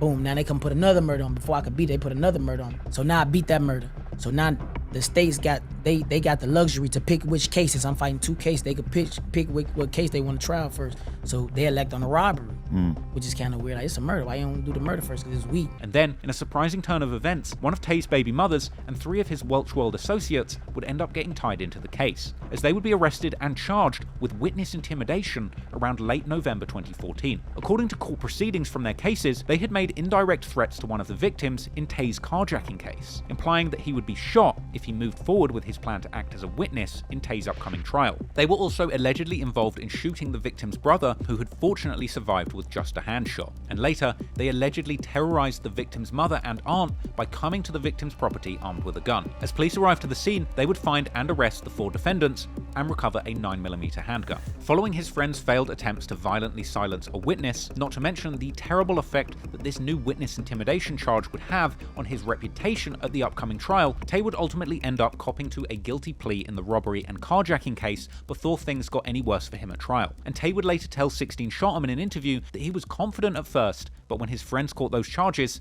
he had to change his plan. They locked my baby mama up and 3 of the guys. So I really was like, Frank, we gonna beat this. But then some of the guys got locked up for tampering with the witness, because I think like both of them got shot, both of my victims got shot, and they was trying to connect it to me. And so Frank just like, man, go on, cop out, there's too much going on. They got locked up and they get the running. It was just a lot of. The state would seemingly make an example of Tay since they couldn't get him on the Cess murder, with the court dealing out a monster sentence of 20 years for this robbery, despite the prosecution dropping the original aggravating factor of using a firearm. However, due to Illinois' truth in sentencing law, Tay would only have to serve 50% of his sentence, which would still take an entire decade off his life. But despite this huge sentence, Tay claimed that this was all a tactical move in his No Jumper interview, suggesting that he wanted to get that case out the way, otherwise the state might have had him waiting as many as 6 years just to face trial before he could then face his next trial for the Neef murder. So I cop out to that, so I can hurry him get that out the way, because I don't want to, stall 3, 4, 5, 6 years on the robbery. A few people saying you did that. They ain't had no on me on the robbery. They ain't had no. They said I robbed somebody, took their car. They ain't had nothing. They just had the 2 people they said I robbed pointing me out saying that I did. That's all they had. I guess that's enough to convict you. So I just copped out 20 or 50 on that. So even with a 20-year sentence on him, Tay still had a murder case to beat. The Neef murder trial was next, and once again, there were witnesses who claimed that Tay was the shooter in a lineup. Now the next one was Neef or Neef, and this happened in traffic. Yeah. And this one had witnesses too. Yeah. And all the witnesses claimed the guy had a mask on. No, at first, some of them were saying that I did. They said my name, pointing me out of lineups. But despite seemingly strong witness testimony against Tay, the case had appeared weak since the beginning, with the detectives failing to even recover rather basic information such as Tay's Facebook account. Moreover, the gun recovered during Tay's robbery and carjacking case would not be a match for the gun used in the murder of Neef, closing yet another crucial lead that could have tied Tay to the murder. The police would also struggle to get the friends of Neef to help the investigation by testifying, and most importantly, once again in the Neef murder, the suspects, since the beginning, were reported to have been wearing ski masks, again making facial identification by witnesses practically impossible. Now that hits different when you realize that Tay actually has a tattoo of 2 masks with text saying, "Live now, die later." But hey, I'm sure that's just a coincidence. Anyway, despite the prosecution seemingly first attempting to claim that witnesses had recognized Tay as the assailant during a lineup, the fact was the shooter had concealed their identity with a mask. And it turned out that the witnesses only recognized Tay in general, and this is a contradiction with the fact that the shooter wore a mask, destroying the prosecution's argument completely. you know how sometimes it'll be a police report. Now you can't always go out the police report because the police report is just what the police story. The police ask, did you know anybody in lineup? Which the police do that sometimes. They'll ask you like, do you know anybody in lineup? Then you say him. You know what I'm saying? And then they circle it and put your initial by it. They'll like trick you with their words or whatever. But yeah, I don't know. I just know I beat it. Thus, in the end, the case would turn out to be much like the first one. There simply wasn't enough evidence to place Tay specifically at the scene beyond a reasonable doubt, and once again, Tay would walk away with yet another not guilty verdict. Thus, despite ending up with 20 years for robbery, Tay had beaten both of the murder charges against him, scoring a miraculous result. And his lawyer would even victoriously post the result on their website, boasting how he had gotten his client 2 not guilty verdicts on murder cases in less than an hour. Now, Tay had actually employed the services of one of the top 10 defense lawyers in the state of Illinois, Frank J. Himmel, later telling his IG Live followers that he thanks 2 people for beating his murders, God and Frank Himmel. I ain't beat that case because was keeping it honey because was telling bitches and don't come to court. I beat them bitches because God and Frank Himmel. But this bulletproof defense did not come cheap, and Tay would later open up about murder cases costing as much as $40,000 to defend against, and shouting out his lawyer Frank for looking out for him and not demanding upfront payment, with Tay suggesting that he is still paying for his legal fees today, long after his release. How much did you spend on a lawyer for all this? So that's the thing. A murder, at least $30,000 for one murder. You know what I'm saying? But Frank was so locked in with me, you know, he was with me, you know, like when I first got locked up, you know, he was paying or whatever, but you know, people started getting locked up, people started dying and everything, but he was locked in with me, so I still owe him. When I get some paper, I still owe him. Ultimately though, no matter the cost, you can't put a price on freedom, and Tay Savage had truly beaten the odds, getting not guilty verdicts on 2 separate murder charges, all while numerous people with connections to the incident swore they knew Tay was the killer. Unfortunately for them, however, whoever that masked shooter was that killed Cess and Neef knew exactly how to cover their tracks perfectly. However, due to the sloppiness of the armed robbery case, the Chicago police had finally gotten trigger-happy Tay off the streets with a monster 20-year sentence. And so from 2014 to 2022, Tay would settle in to a long stay in prison, counting down the days until he would be unleashed back onto the streets of Welch World, with one of the most jaw-dropping backstories the Chicago drill scene had ever heard. Tay would claim that despite receiving a 20-year sentence for armed robbery, he would only really have to do 10, and ultimately ended up getting out even earlier after just 8 years and 9 months with good behavior and after getting his GED. That was 10 years. I had a few years in already. I actually got out early because I supposed to just be out like yesterday. I supposed to get out like yesterday. Really? Yeah, but with good time, I got my GED in jail and all How that. long? I had 20 at 50 for armed robbery. They dropped it down to armed robbery with no firearm. They dropped the gun enhancement because it's a 21-year gun enhancement. So now it's a 6 to 30. They gave me 20 at 50. With good time, school and good time and all that, I knocked it down to like 8 years. 8 years and 9 months.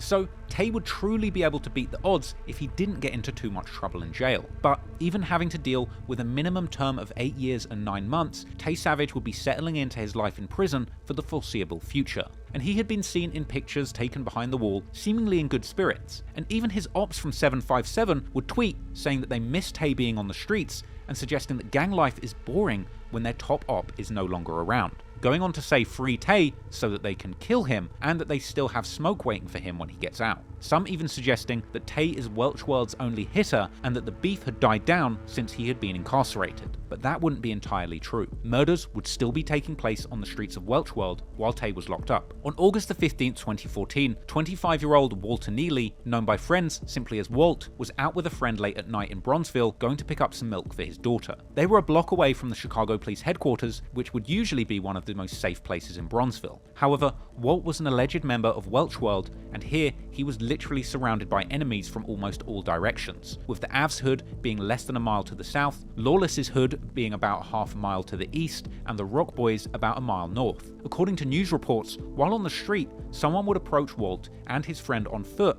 and begin shooting at them. According to Walt's family, at this point Walt had told his friend to run, while Walt himself seemingly stayed in place, ready to take on the attacker. Unfortunately, sometime later, Walt would be found by the police with a shot to his abdomen. According to the medical examiner, Walt would be pronounced dead about half an hour later in the hospital, but according to his mother, he was already dead on the scene. Afterwards, Welch World members and affiliates would once again pay their tributes on social media. Meanwhile, Walt's family would tell the newspapers how Walt had had a criminal past, but he had since turned his life around and was passionate about drawing art. However, clearly, for the enemies of Welch World, Walt was still very much an active member, and there wasn't a shortage of 757 members dissing him after his death. And as soon as the news was out, 757 members were claiming to be smoking Walt and Welch, with some asking if the W that Welch World members were rocking is for Welch or for Walt now, and mocking them, saying that it certainly doesn't stand for winning given how they were taking losses in the streets. While others were simply implying that they were gathering W's, both literally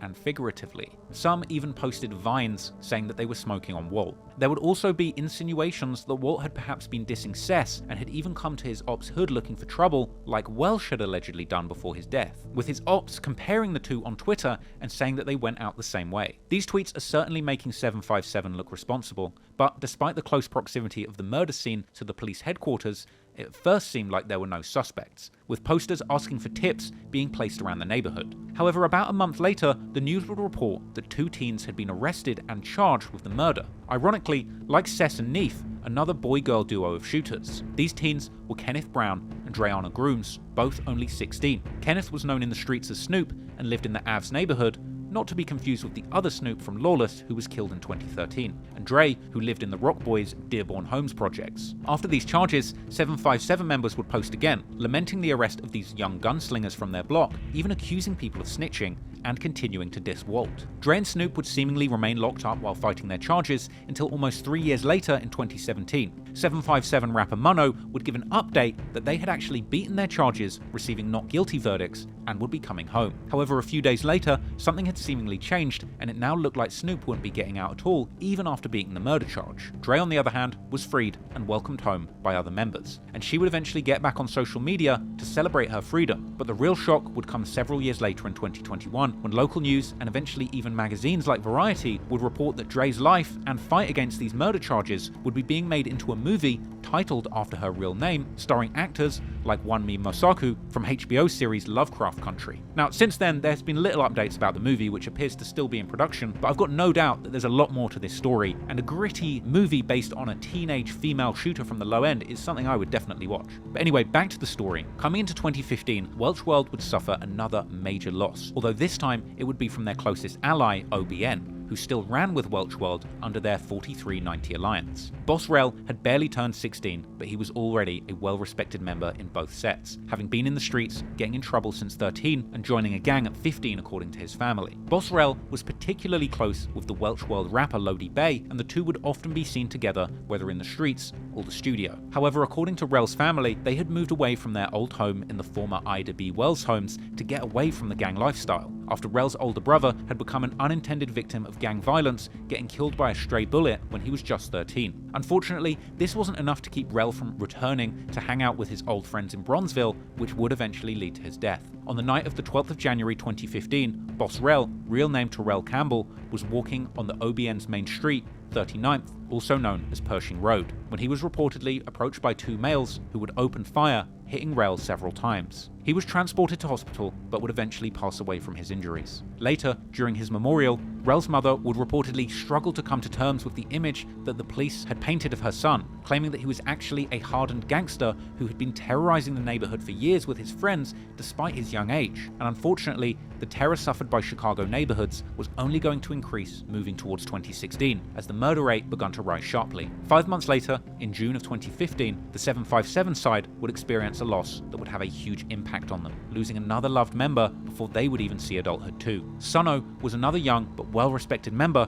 who had been part of the Rock Boys for years, despite being only 17. Sunno could often be seen dissing Welch by dropping the W hand sign, and he was seemingly very close with many members of the AV. Later, some Redditors have also claimed that it was actually Sunno who killed Boss Rel, as well as having killed another member of Welch World. In the summer of 2015, violence was rising in the city of Chicago once again, and in the early morning hours of Saturday the 6th of June, Sono and his 757 friends were out at a party in the Bridgeport neighborhood close to their Dearborn Homes stomping grounds. However, after they left the party, around 2 a.m., an SUV reportedly pulled up next to their car and let off shots. They would drive away for a short moment before two males exited the vehicle wounded. The police would find Sono, real name Richard Edwards, unresponsive after being hit by a bullet in the armpit. Sono would die at the scene, and his lifeless body would be left covered with a white blanket until detectives could finish their investigation, leaving his mother, who had arrived at the scene, devastated and unable to hold her son. And video of the absolutely devastating scene as Sono's mother is being held back was captured and posted on Twitter by a news journalist. Let me go! Let me go, Daddy! Let me go! Let me go, Daddy! Let me go! Let me go! Let me get him! Get me up! Get me up! No, Daddy! No! No! No! No!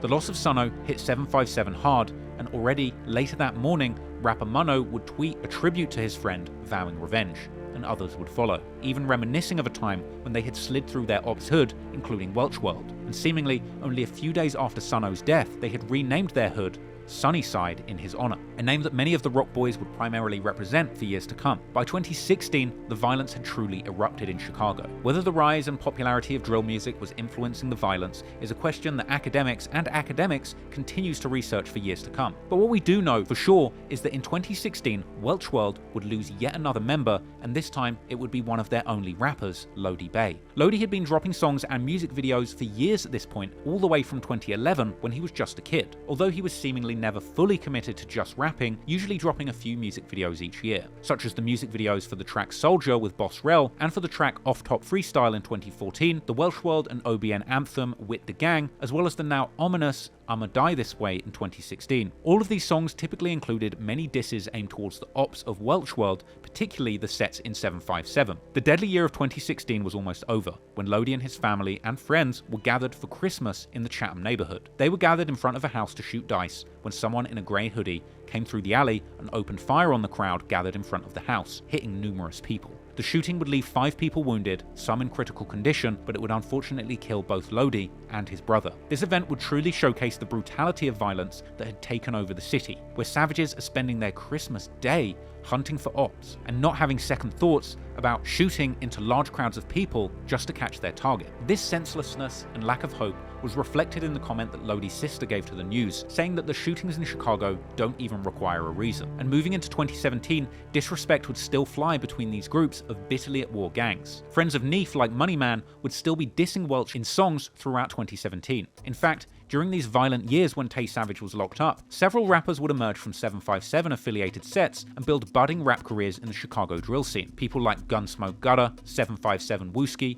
757 Mono, and 757 BA, just to name a few. But it wasn't just 757 going hard against Welch World in music, as even 051 Young Money, the other set that had a long-standing beef with Welch World, would use their music to disrespect Welch, with Driller's infamous Chicago anthem 51 Dead Ops featured a lyric where he warns his ops, "Don't get welched." However, no matter how treacherous the beef between them and their rivals got in the music or the streets, Welch World's biggest target and threat, Tay Savage, would remain behind bars and unable to influence things on the streets during these years. But Tay's beefs wouldn't just be active on the outside, because inside jail, despite being on his best behavior in the hopes to get an early release, Tay would still be getting into fights, with a minute-long scuffle later surfacing online in a jailhouse surveillance video that showed 2 people fighting on the upper deck, and fans would even see post-fight analysis from Tay and the man he was fighting in the form of jailhouse interviews on camera. Mr. Timberlake, what happened upstairs? Why wouldn't you stop fighting when I told you to? Fight? Yeah. Okay, do you want protective custody? Do you wish to press charges? Do you wish to press charges against Mr. Bird? On inmate Bird. Okay, that's great. Thank you, sir. Mr. Bird? Yeah. Why were you and the other inmate fighting? We planned, huh? Just playing, you weren't fighting? No. Why didn't you separate when I gave you loud verbal orders to separate? Because I didn't want to get slammed. Okay. Do you wish to press charges? No. Do you want protective custody? No. Thank you very much, sir. However, despite the negativity taking place both inside and outside the prison walls, it would seem that while in jail, Tay was still trying to keep a positive mindset. Tay would claim to have gained maturity in prison, claiming to have even tried to mentor other youngsters who were in there facing murder charges who he met inside. Because you went in and you were like super young when you first started that bid, and it's like you're becoming a man as time goes by in there. Just you felt yourself growing up a lot? Yeah, for sure. Then I started seeing young guys coming in like 16, 17, 18. I'd be like, man, that's crazy. And they wild like I was, so I'm like, man, that's crazy. You know, I try to holler at them, give them some little game, like, but you know, they ain't trying to hit nothing. No. They trying to hit, they on what they on. Mm-hmm. But I still try to blow them, like, man, you gotta chill, man, get some money, man. Why the man you wanna be? Because look, I beat those murders, you know what I'm saying? And that's a blessing. But it's guys that didn't. You know what I'm saying? So I'd be talking to them guys like, man, they be like, man, it's crazy, man. I ain't do it or what I do or whatever. I'd be like, man, that's crazy. But it's like you stuck. Like, you stuck in us, so now it's like... Interestingly enough, one of the people Tay would cross paths with in prison was none other than infamous Chicago gangster and killer King Von. Tay claimed to have originally met King Von in prison around 2011, where they became good friends, and people began to compare them to each other from the very start. Because people always compare you to Von and say that, like, you know, they sort of see the similarities in you guys' personalities or your background. Man, you wanna know what's crazy? They said that when I first met him. We was on in Division 6 on the school wing. The deck had went up or whatever. No, the deck didn't even go up. Something happened. They moved me. They just moved me to the next deck. And then Von came. And then they was like, man, it's this dude on the next deck that remind me of you. So I'm like, yeah, I'm who? Hey, man, his name Von. He from the O. I'm like, yeah. So now I see him. I'm like, I don't really see it. But I'm like, all right, cool. I get to rotate with him. I'm like, yeah, I like this little dude. Mm-hmm. So we get to chopping it up. And then we got locked. We just locked. So you and Von relationship came from being inside jail? Yeah, that's why I met him, man. But some of the guys knew him already, like from my area. But you know, Von was a little younger than me. So some of the guys like around his age, they knew who Von was for sure. Tay would end up crossing paths with Von during his 20-year sentence, even claiming that Von had told him about his plans to become a rapper. You were in there with King Von? Yeah. We never was out at the same time. But we always be like exchanging words, or I get out here, you know what I'm saying? But we always keep in communication. And he gets out and blow up. He said he's gonna do it though. He said that? Yeah. He said he's gonna do it. Raps was weak as hell when he first came out. In jail, weak as hell. He's spinning shit on the gallery. I'm like, bro, is you for real? Watch this. He did it. Tay and Von would keep in touch, and Tay would even post a handwritten letter that Von had sent him while in jail, with Von even drawing the Welch World W next to the O Block O. Ultimately, as the years went past, Tay would get closer and closer to his release date, with mugshots and prison pictures surfacing in each year leading up to his release. In April 2020, Welch World members post that Tay is coming home soon, and his May 2021 mugshot would be the final image of Tay to release before the man himself. Meanwhile, outside in the streets of Chicago, the violence was showing no signs of slowing down, making 2021 the deadliest year in Chicago since the mid-90s. This would also be felt in the low end, where the situation was indeed starting to resemble a 90s gang war. And one of the parties particularly taking a lot of losses was 757. In February 2021, they would suffer an enormous loss when one of their most loved and respected members, and one of their first major rappers, Gunsmoke Gutter, real name Keontae Gregory Mollett, would be gunned down in the Grand Crossing neighborhood. The loss of Gutter hit 757 hard, and in the years to come, they have often mentioned him in their music, usually making it clear that they don't play about his name at all. But then, only a month later, another major tragedy would strike, when another key player in 757 would lose his life in a crash-out mission by his ops that was so brazen that it would baffle even the most devoted followers of Chicago drill culture, who at this point had gotten used to pretty much anything. A member called Big Folks, real named Jawan Davis, was standing in line at a driver's license facility in the middle of the day when two men would approach him and start shooting, hitting him several times, which would eventually lead to his death after he was rushed to hospital. Meanwhile, the two assailants would escape in a getaway car, but would later ditch that car, attempting to carjack a Tesla, only to find themselves unable to figure out how to start it. The two men were soon arrested, and they would be identified as Matthew Givens and Cortez Hudson, who were better known in the streets as Lil Matt from OBN and Cortez from MTG 039. To a crime alert now, two people have been charged in connection to a fatal shooting outside a driver's license facility in suburban Chicago. Matthew Givens of Lansing and Cortez Hudson of Oak Park were both denied bail. The men are charged with first-degree murder in the death of 21-year-old Juan Davis. Prosecutors say that Givens and Lansing were members of a street gang who targeted Davis because he was a member of a rival gang. Their actions that day became even more absurd when it was revealed that Cortez's 6-year-old little brother was in the car with them when they arrived at the scene of the murder. The loss of big folks and Gutter were a heavy burden to carry for 757, but unfortunately, they weren't the only ones who lost their lives in 2021. But eventually, 2022 would roll around, and finally, Tay Savage the Bully would be released back onto the streets of Welch World. And it wouldn't take him long to realize that with his reputation in the streets, in the modern era of gangster rap and drill music, his backstory would be irresistible to fans of violent drill music, and he would begin his transformation from Trigger Happy Tay to Tay Savage, the rap star.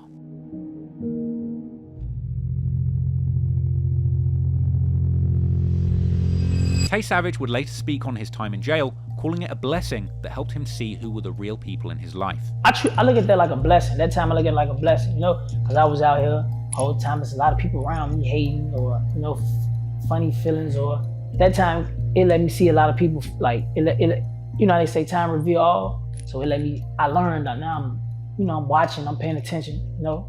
So that time really was a blessing. I came out on top. I feel like I was fighting 2 bodies and a carjacking, you know what I'm saying? I did 8 years off that.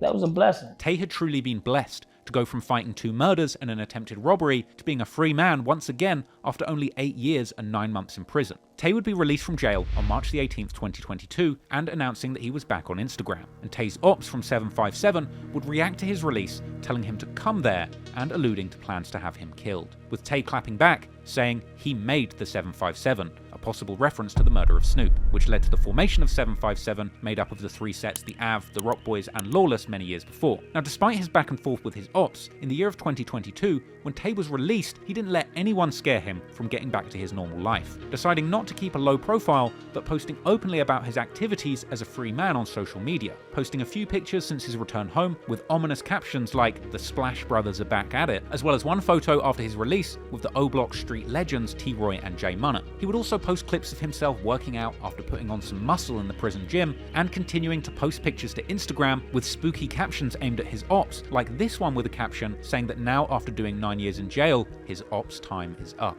Tay would also post saying that it's been 12 years since Welch got killed, and showing that he's got Welch's son Lil Welch is back for life, with pictures of him taking him shopping. On the anniversary of Welch's death, Tay would post a heartfelt tribute to his fallen friend, saying, 12 years ago, we lost one of the realest to ever do this.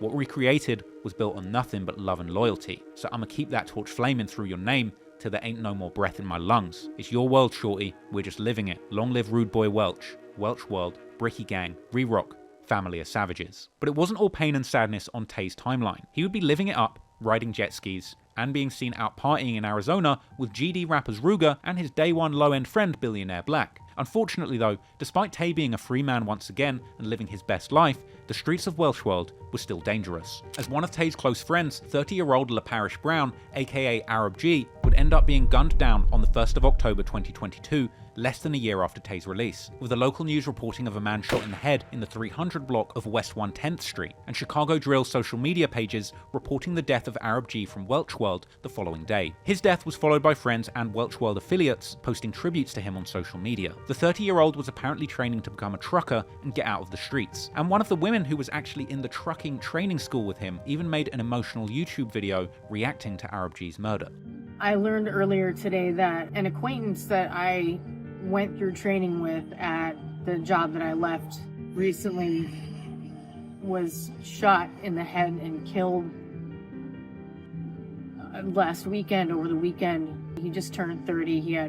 His name was LaParish. He wanted to get out.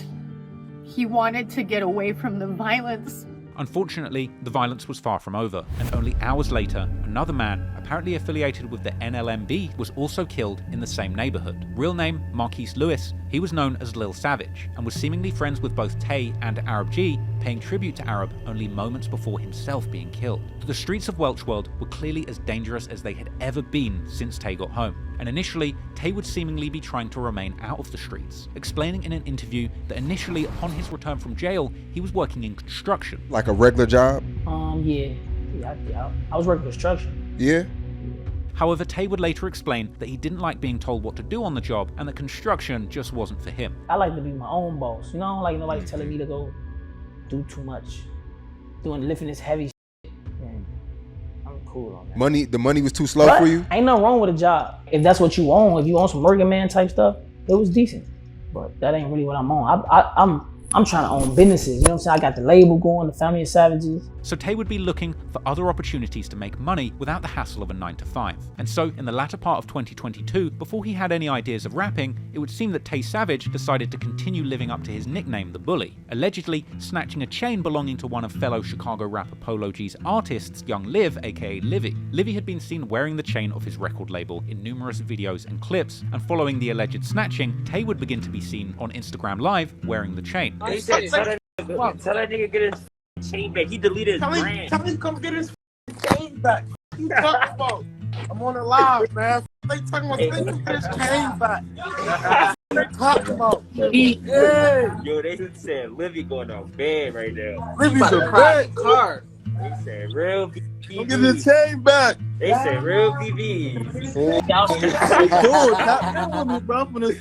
DMs would later leak, appearing to show Tay discussing the robbery. Meanwhile, Livy would come out to say that the chain had been taken from another person who had it whilst in Chicago, rather than Livy himself. Now, Tay would later be asked about the chain in a Say Cheese interview, where he claimed that it belonged to him. Now, the chain you got on, that's Young Liv's chain, right? Nah, it's my chain. However, he would later tell 16 Shot 'em that he took the chain after Livy got mixed up with some of his friends in the low end, and that Livy probably got an insurance payout. Really, Livy got caught in the mix, bro. He got caught in the mix of something that ain't had nothing to do with him. You feel me? Green lighted it. This Livy chain. Livy got this took off him. Also, the chain he got in the video, another one? Gotta be. You know, he be having insurance and shit, so. I got it, gang. You feel me? Like, I'm gonna wear it. Like, if you want your shit, bro, it ain't nothing personal against us. You feel me? If you want it, bro, just, you know what I'm saying? You know, hit my hand, you feel me? Ironically, this incident would make for the perfect backstory to support Tay's reputation as the bully. And the following month, he would decide to fully capitalize on his budding reputation as a chain-snatching bully in December 2022, posting a picture of himself wearing the snatched chain and claiming to be signed to the streets. This was Tay's first hint that he was planning to make an independent move into the rap game. And a few weeks later, at the start of 2023, Tay Savage decided to make a life-changing decision, leaning into the Chicago drill scene and beginning to make a way for himself as a rapper, as well as starting his own label called Family of Savages. The crew's name would be abbreviated as FOS, and that moniker would also form the title of his debut song and music video. FOS would start out with a dubious disclaimer saying that props were used in this music video, and the music video would open with ominous shots of Tay's Family of Savages waving around prop guns with visible prop bullets inside what must have been prop magazines. In the song, Tay Savage would lean heavily into his street reputation, using an intro from a now deleted Street News TV Chirac Street Legends video about Tay, where he described Tay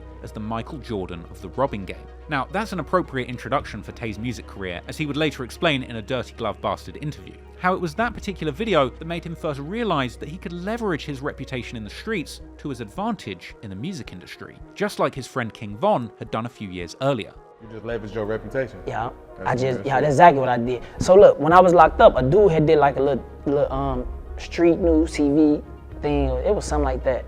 Not Street News, it was like a Chirac Street Legend thing, that's what it is.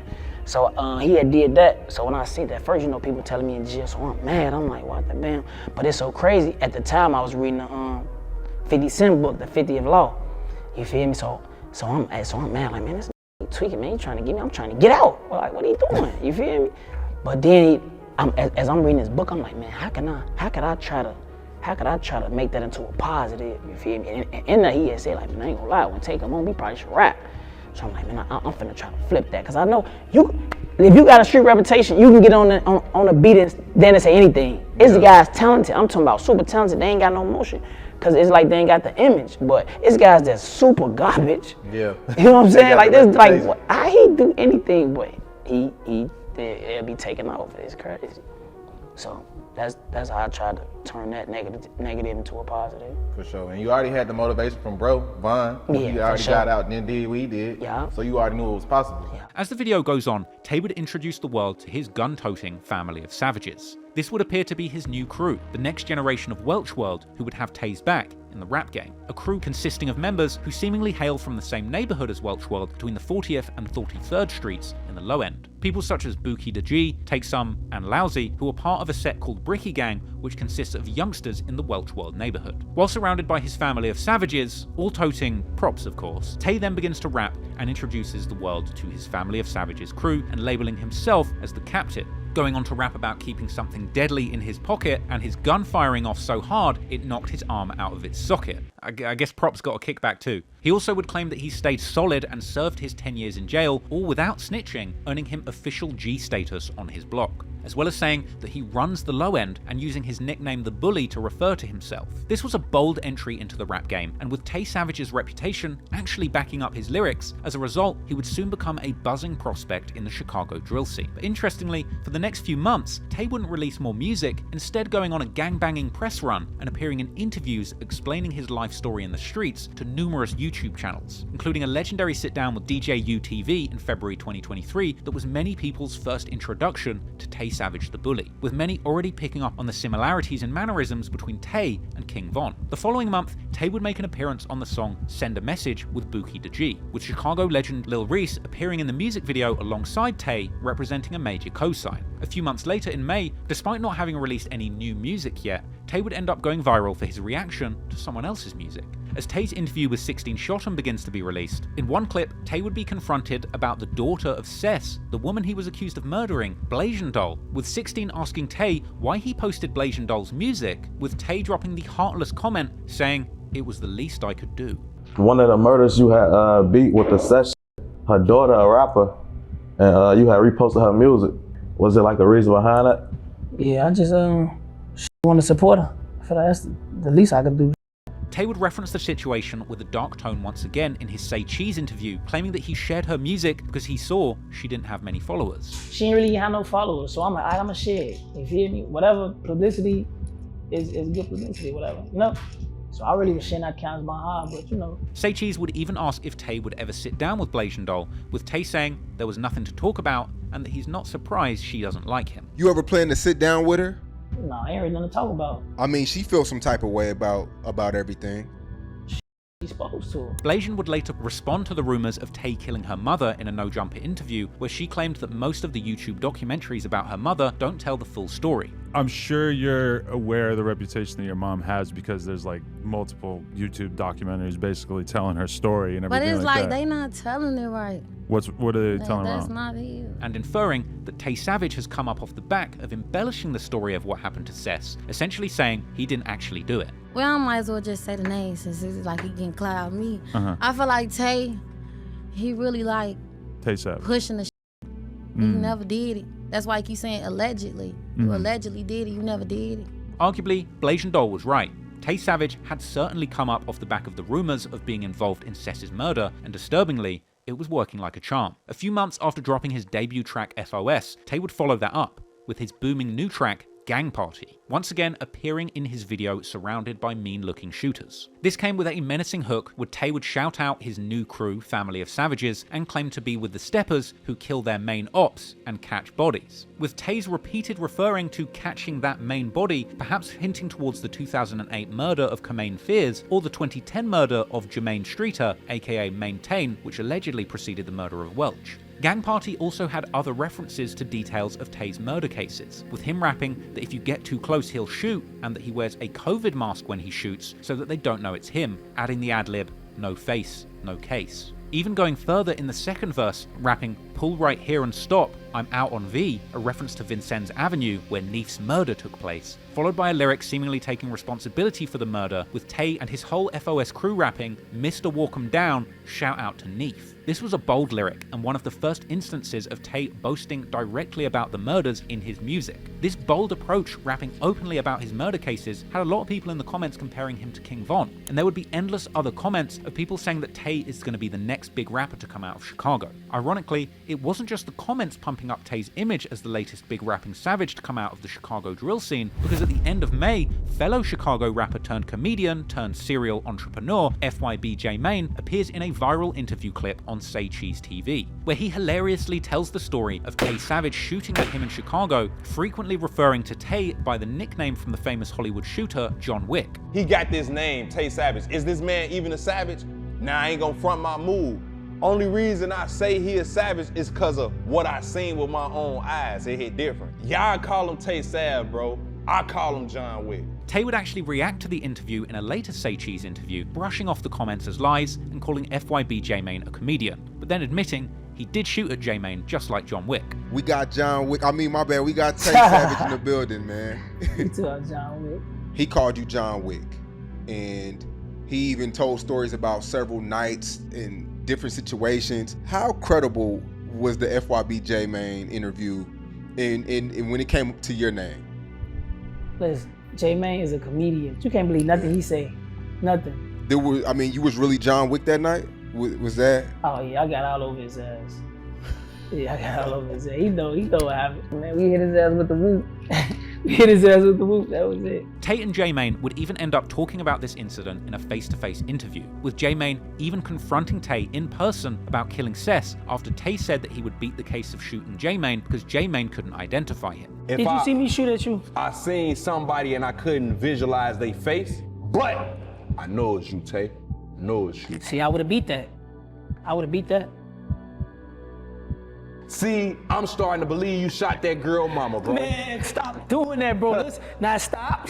Come on, stop. And Tay would even take to Instagram, atting J-Mane and reaffirming that a jury of 12 had found him not guilty of killing Cess. Now at this point, Tay was quickly becoming the hottest topic in the Chicago drill scene, and he would follow up his viral interview appearances with solid musical output. In June 2023, he drops the track FaceTime, which came with a beat that's reminiscent of some New York and UK drill beats with its own Chicago flavor, and it's probably my favorite Tay Savage song. The music video for FaceTime opens with slow motion shots of goons waving guns around, and at this point, any suggestion that they're even props has gone right out the window. In the track, Tay would rap gritty bars, painting a picture of his lifestyle as a Welch world hitter, rapping outright that he stands his ground and kills people. He would rap about shooting women too if they get into his business, and proudly declaring that his crew run the low end, before launching into a closing hook where he says that he will shoot his ops in the face and end their FaceTime calls early. Once again, fans were captivated by Tay's drill raps that seemingly echoed the real life situations that he had been in. However, behind the scenes, Tay was beginning to receive some backlash. In the days surrounding the release of his new single FaceTime, Tay would be subjected to allegations that he was a snitch, after his earlier case files begun to circulate on Reddit and wider social media, suggesting that Tay had snitched when he was caught with that gun as a 16-year-old due to the police report suggesting that he had told the cops that the driver of the vehicle gave him the gun when he realized they were being followed by police. However, some people would argue that this paperwork itself is false. However, Tay would seemingly admit that the paperwork itself was real in an IG Live with FYB J-Mane, but he suggested that this was a police report, not an actual written statement from Tay himself.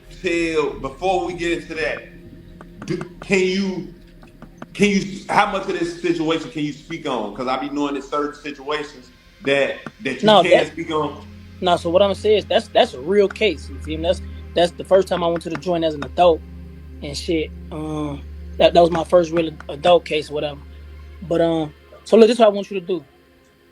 I want you to read the police report. You got the police report over there, right? Okay, I got the whoops.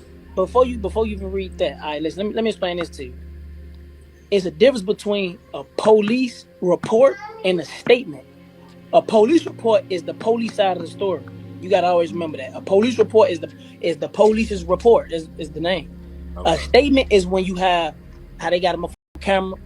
Yeah, man, who out the band, who out the band, or when you got a signed statement, got the name. It's like a EP type. Regardless, clearly the wider Chicago rap scene didn't consider Tay as a snitch, and he would still be seen as a rising star worth associating with. As in the following month of June, Tay would officially collaborate with a veteran of the Chicago drill scene, Lil Reese, for their track We Run This. The booming track was typical Chicago drill, and despite Tay Savage counting many of the legendary figures in Chicago drill as his friends, an official track with a big name like Lil Reese put him on the path to being taken seriously as a rapper by the Chicago streets, as well as proving that the snitching allegations didn't really stick. And the pair would follow up that track with a sequel the following month, with the Trust None remix dropping on July 28th, 2023, which once again saw Lil Reese and Tay Savage rapping back-to-back over a textbook Chicago drill piano loop beat. And it wasn't just Lil Reese that Tay Savage was collaborating with. Also in June, Tay drops a collab with Buki Da G called Glocks 2. And then, in a very unexpected collab,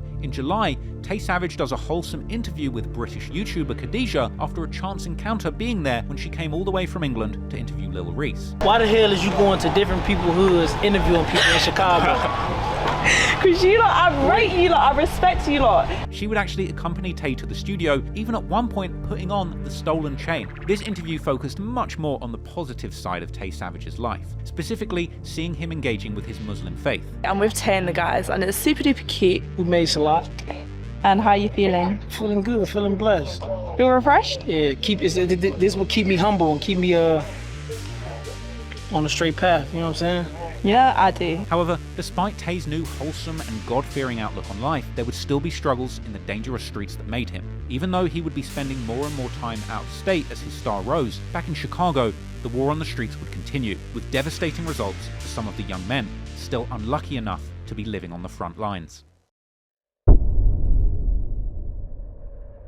Despite being out of state in Atlanta, Tay was taking his safety seriously, showing off an FN-P90 machine gun that he had in the back of his car on an IG Live. 2023 would be an incredibly dangerous summer in Chicago, and numerous people would lose their lives in the month of June. Lil Ro from 757 had been seen on Instagram Live dissing his ops and saying he did a lot of stuff to them.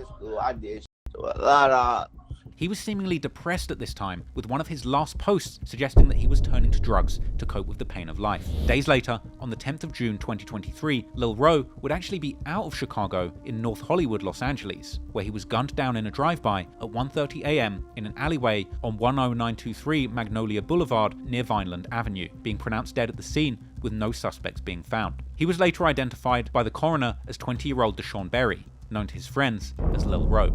Blasian Doll would post on her story saying she was heartbroken over the news and claiming to have been friends with Lil Ro since the Sandbox, while enemies of 757 would seemingly post mocking Ro and saying he got put to bed, while others compared his murder in the alleyway from a drive-by shooting to the murder of Ricky from the movie Boys in the Hood. Since recording this video, in a shocking turn of events, a young man affiliated with Welch World by the name of Taurine Bartlett, better known as Trench Baby, was arrested and charged with the murder of Lil Ro. Trench Baby is in fact the brother of infamous Chicago rapper Polo G, and these murder charges come just a couple of months after an August 2022 raid on Polo G's LA mansion, which saw Polo and Trench Baby being led away from the property in handcuffs, an apparent result of the police investigating Trench Baby for an armed robbery. But anyway, back to the original murder of Lil Ro, because within a few weeks of that killing, retaliation would strike, and two Welch World affiliates would end up losing their lives in the same month.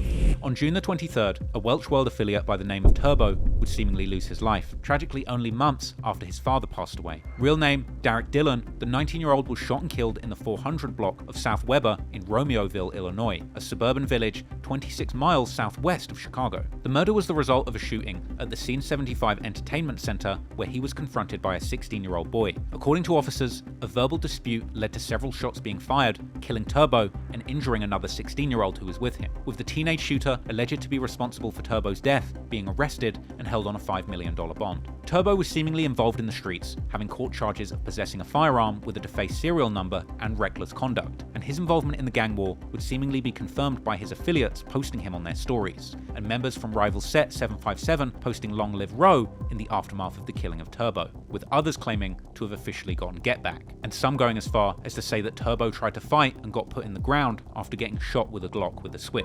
But that wasn't the only tragedy that would be associated with Welch World in the summer of 2023. Only days after the killing of Turbo, Lil Reese and Tay Savage's manager, Huncho from Welch World, gets killed. He had been close friends with heavy hitters in the drill scene like THF Bezu and Tay Capone. Real name Diedrich Baker, Huncho was found with a gunshot to the head in the 4300 block of South Cottage Grove, one of the main blocks of Welch World, on June the 27th. In the days that followed, a 757 member repping Cess World Neef Street, CWNS, appeared to claim responsibility, posting a pendant with Cess and Neef on it and the caption, "This ain't over," and suggesting that there would be 2 funerals for their ops in July. Another post suggested that they run the low end, whilst others would post disrespectful images of Welsh packs, and some known to beef with Welch World made hurtful posts mocking them. However, one of these people, 051 Kiddo from Young Money, who himself was recently released from a lengthy prison sentence, would eventually take the disrespect to a whole other level when on September the 19th he released his song No Peace, which is likely a reference to the Pushing Peace movement that Tay Savage has recently engaged in with FYB J Mane. What's the conversation when y'all see J Mane? They hit different, bro.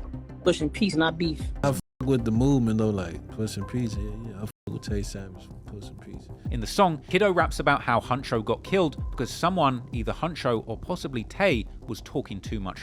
He then ups the disrespect by bringing Huncho's mother into the mix, before ending the bars claiming that Huncho was moving too loosely in the city, seemingly implying that Young Money might have had something to do with his death. However, despite the bravado coming from Welch World's ops, there was seemingly retaliation for Huncho's death only days later, as news outlets would soon begin to report of the death of a 757 affiliate by the name of Ivo. According to Rum Report, he was shot in a drive-by while standing outside of a house with a woman, with 757 members seemingly mourning the loss of their friend, but unfortunately, the bodies would not stop dropping. Only about a week after the death of Ivo, on July the 8th, 757 would lose another one, when one of their OG members, Kenny Mack from the Av, who had been heavy in the streets all the way back to when Neef was still active, and had actually made a song dedicated to Neef and Cess all the way back in 2012, was gunned down near Chinatown. The summer of 2023 had been a bloodbath in the low end, proving that despite the decade plus since the tragic series of events that caused the deaths of Cess, Neef, and Welch, these bitter rivalries had raged on and been passed down to a whole new generation, obsessed with proving that they are just as deadly as the ones that came before them. It's a truly sad cycle of violence that continues to play out to this very day. And I have to stress once again that this gang lifestyle is nothing to glamorize or glorify. After seeing so many people gunned down and losing their lives before their time, it's shocking that anybody would actively decide to involve themselves in gang lifestyle. But the sad truth is, many people simply don't have a choice, and very few are going to be as lucky as Tay Savage when it comes to beating the law and surviving that gang lifestyle. In many ways, Tay Savage was the luckiest person to emerge from the low end, with his life and his freedom still intact, and he would now have a once-in-a-lifetime opportunity as a rapper and survivor of the gang war to make a name for himself telling the stories of the dangerous life he used to live, rather than actually continuing to live that life. And luckily for Tay, right at the end of that deadly summer of 2023, he would come out with the biggest announcement of his career, revealing to the world that he had a once-in-a-lifetime opportunity to change the fortunes of himself and his family forever.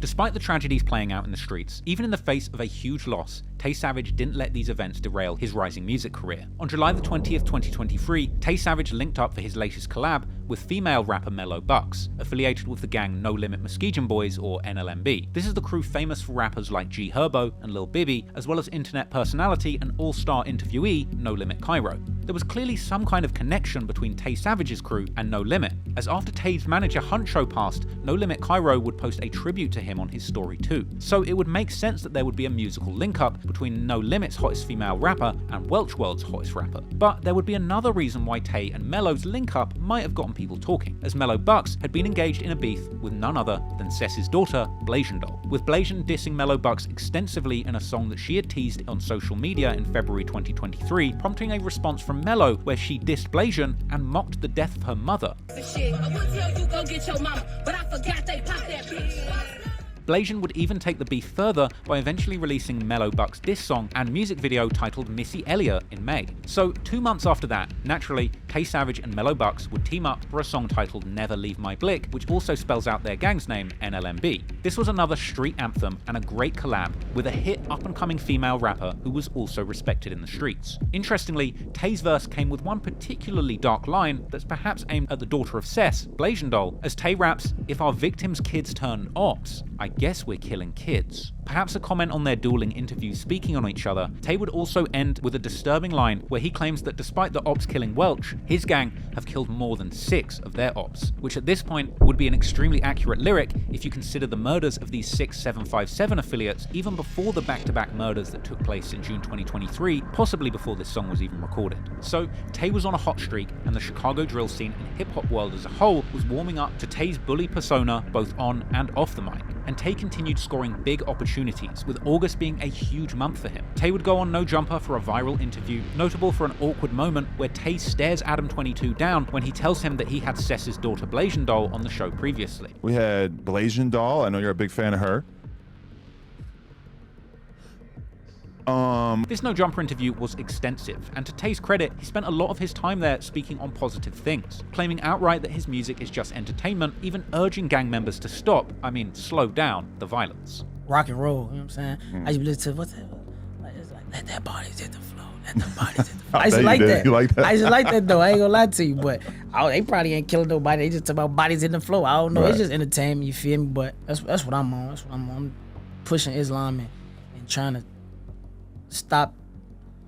slow down the violence and bring money to the city, bring money to us. But one thing that wasn't stopping or slowing was Tay's work rate in the rap game. He clearly had something to prove, and he was continuing to drop music and collaborate with other artists. His next collab dropped on August 18th, 2023, a song called Folks and Lokes with LA rapper Geechee Gotti, where Tay boldly says that people can't talk about murders if they don't have any bodies, and again, referring himself to Mr. Walk 'em Down, aka He Run, Hawk 'em Down. And as his profile grew off the back of his legend as a rapper, Tay would remain locked in with social media, using his accounts to promote himself in bold and interesting ways. Tay would go live again on August the 24th, showing fans that he kept every piece of paper that he had during his time in prison, including letters from King Von. And in response to the snitching allegations, Tay would read his case papers relating to his murders live, and warning others not to choose the street life. These statements, this ain't no police report, these real statements, this my discovery. One day I'm gonna go through this. This my bro. I ain't even pop folks letters out. He's from my Roy. That's why I be pushing that piece, because I know what's gonna happen. You be talking that shit on the internet, playing these games, then you get on their ass, you gonna have some shit like this on you. These is all for murders. All for murders. Thank God I beat them. They say I stood over her and said, I told you, bitch. But this why I be telling y'all, bro, you gotta stay out the street, bro. We just gonna get out the way, bro. We pushing peace, not beef.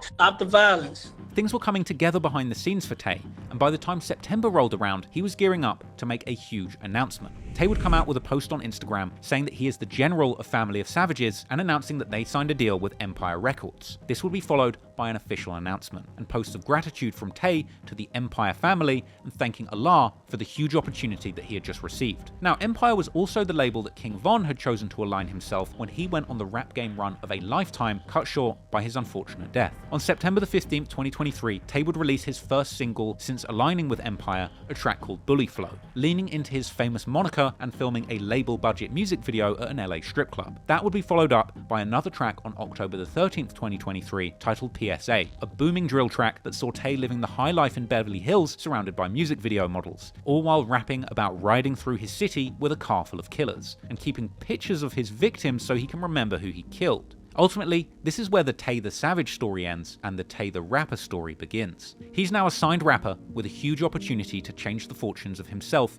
and his whole family. He's being groomed as the next King Von, and there's no denying that there's clearly a fascination with the alleged murders he was involved in. And much like King Von, Tay's willingness to rap and speak about these murders and his life as a gang member in the low end has gravitated many fans towards him, as well as ops and enemies, which are always going to be a threat. Just as recently as September 2023, Blasian Doll rapped on her new song World in My Hand that people are going to die for speaking on her mother. Who knows how serious Tay's enemies are about killing him, but either way, the lyrics provide the fans with a real-life true crime drama to follow along. And it's not just this sick fascination that drill and crime fans have with people who are really doing what they're rapping about, but in many ways, Tay Savage's story represents something much bigger. The story of somebody coming from one of the harshest backgrounds. Someone who was born into the cycle of poverty and violence that places many young men into kill or be killed scenarios. While Tay Savage was found not guilty of 2 of his murder charges, the general consensus online and from Tay's own demeanor in interviews is that he probably had something to do with them.